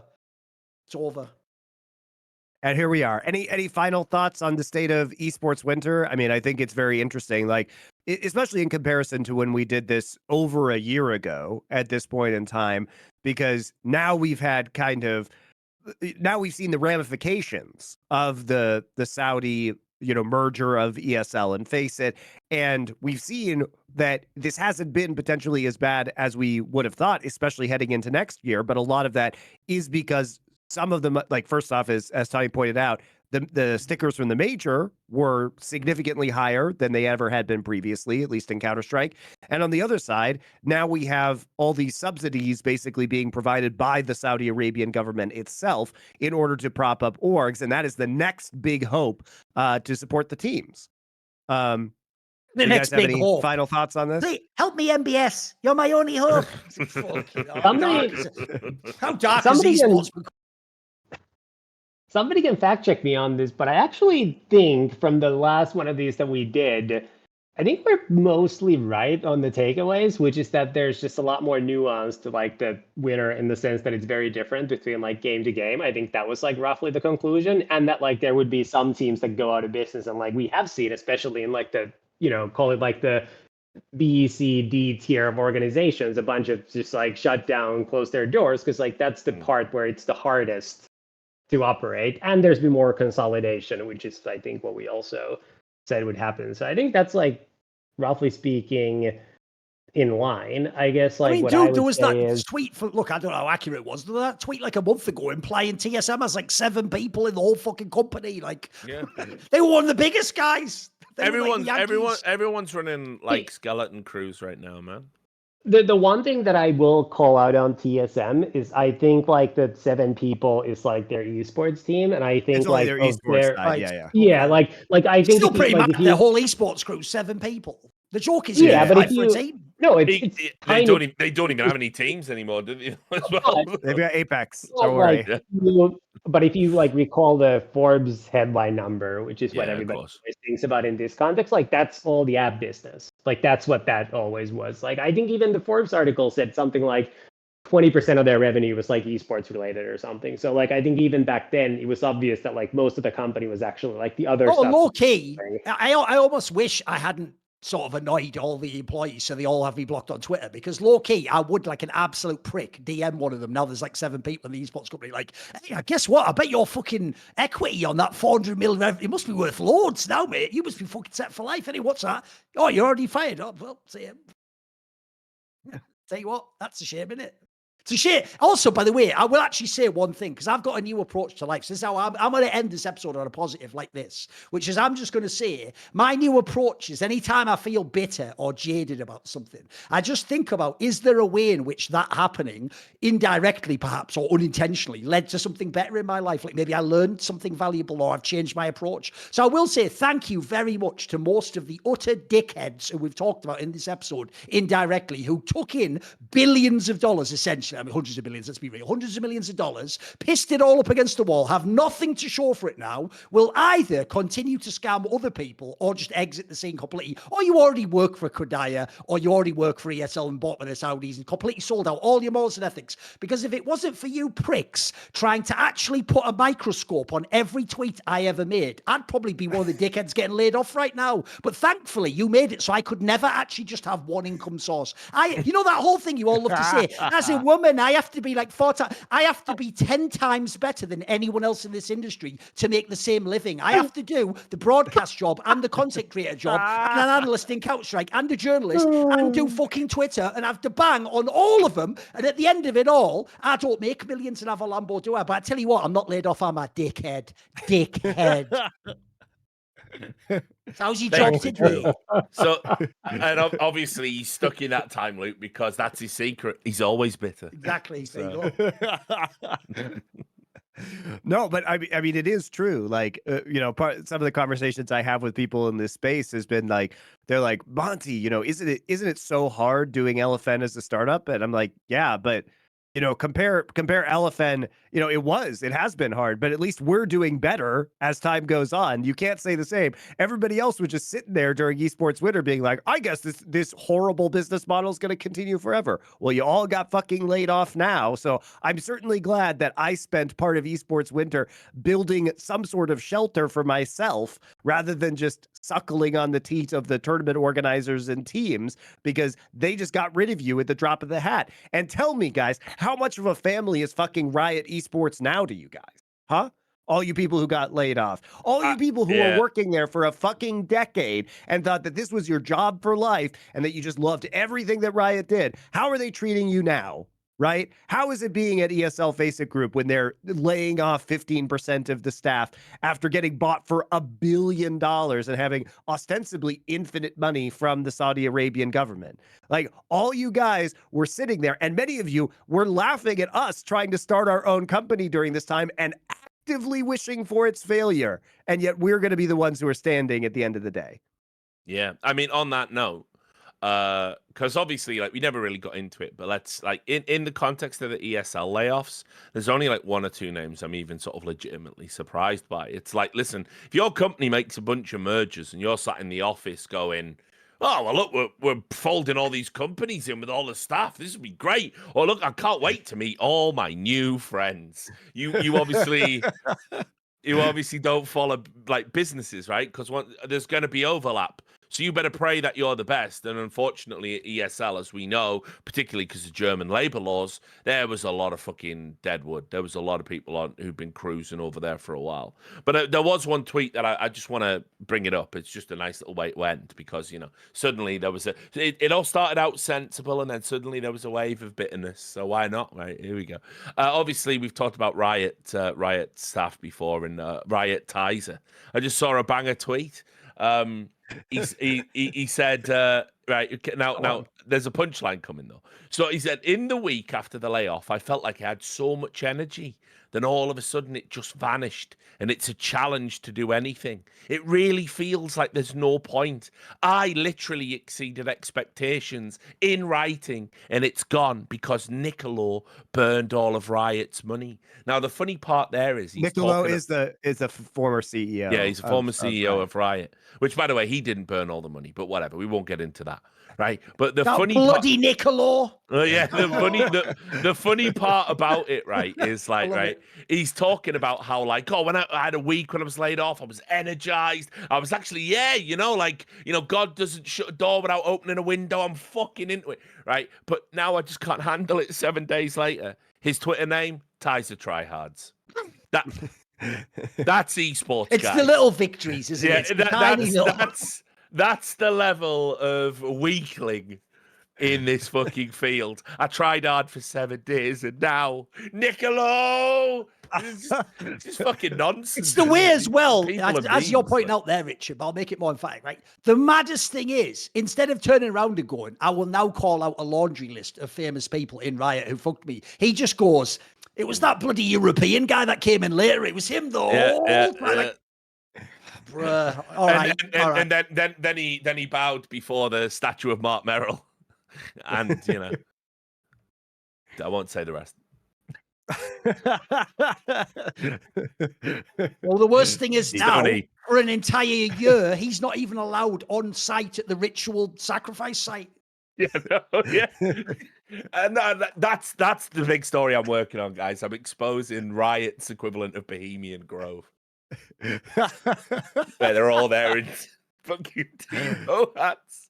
I can't. What an idea. Anyway, we should just end this episode. It's been a strange one. I think we should just get out safe, get out while we can. All right, fair enough. Any final thoughts, Tomi? Where do you think this is going? Make your predictions for this coming year and the successes or failures financially in esports winter. Does it end, or is it just Saudi subsidies all the way down? I just saw a prediction on Friday from it's like a chief economist of Apollo that there might not be any rate cuts this year because the market is doing so well, and inflation is not coming down as quickly, and so that actually is like the most important thing, I think, in the sense that if rates were to come down to 2-3% again, then I think there would be more access to financing and people would be more willing to take more risk and potentially lose more money in the short term. But so long as the rates stay at like north of 5%, I think people are going to be unwilling to take more risk. So that's like a pretty boring, like financy economic way of answering the question. But like ultimately, like that's what it comes down to, because until rates come down, this is not going to be the thing where people invest. And so I suspect it's going to be a lot of the same that it's been the last few months. So we've had so many layoffs across the industry, like gaming writ large, not just the esports, that I think many of those have been gotten out of the way. And I think there probably was a lot of situations where people were or companies were sort of overstaffed from just like years of growth and the good times and had not adjusted their cost structures yet to like what the revenue expectations actually were. So, hopefully for everybody involved, like that's now in the rearview mirror and things get better in that sense. But like, I think until inflation comes down and rates go down, I just don't think there's going to be like a massive difference. I think we're going to have the same issues with people raising money and like similar issues with sponsorships. And I don't think either one of those gets resolved before that changes. Like that's going to be the thing that drives it. It's a sensible answer to end a deeply unsensible episode of the Four Horsemen. All right, guys, that'll wrap it up. Thank you to Tomi for coming on for our updates here on Esports Winter. This coming week, we should have the first episode of the EG Files, long promised, soon delivered. So you guys can look forward to that. Until then, Esports Delenda Est.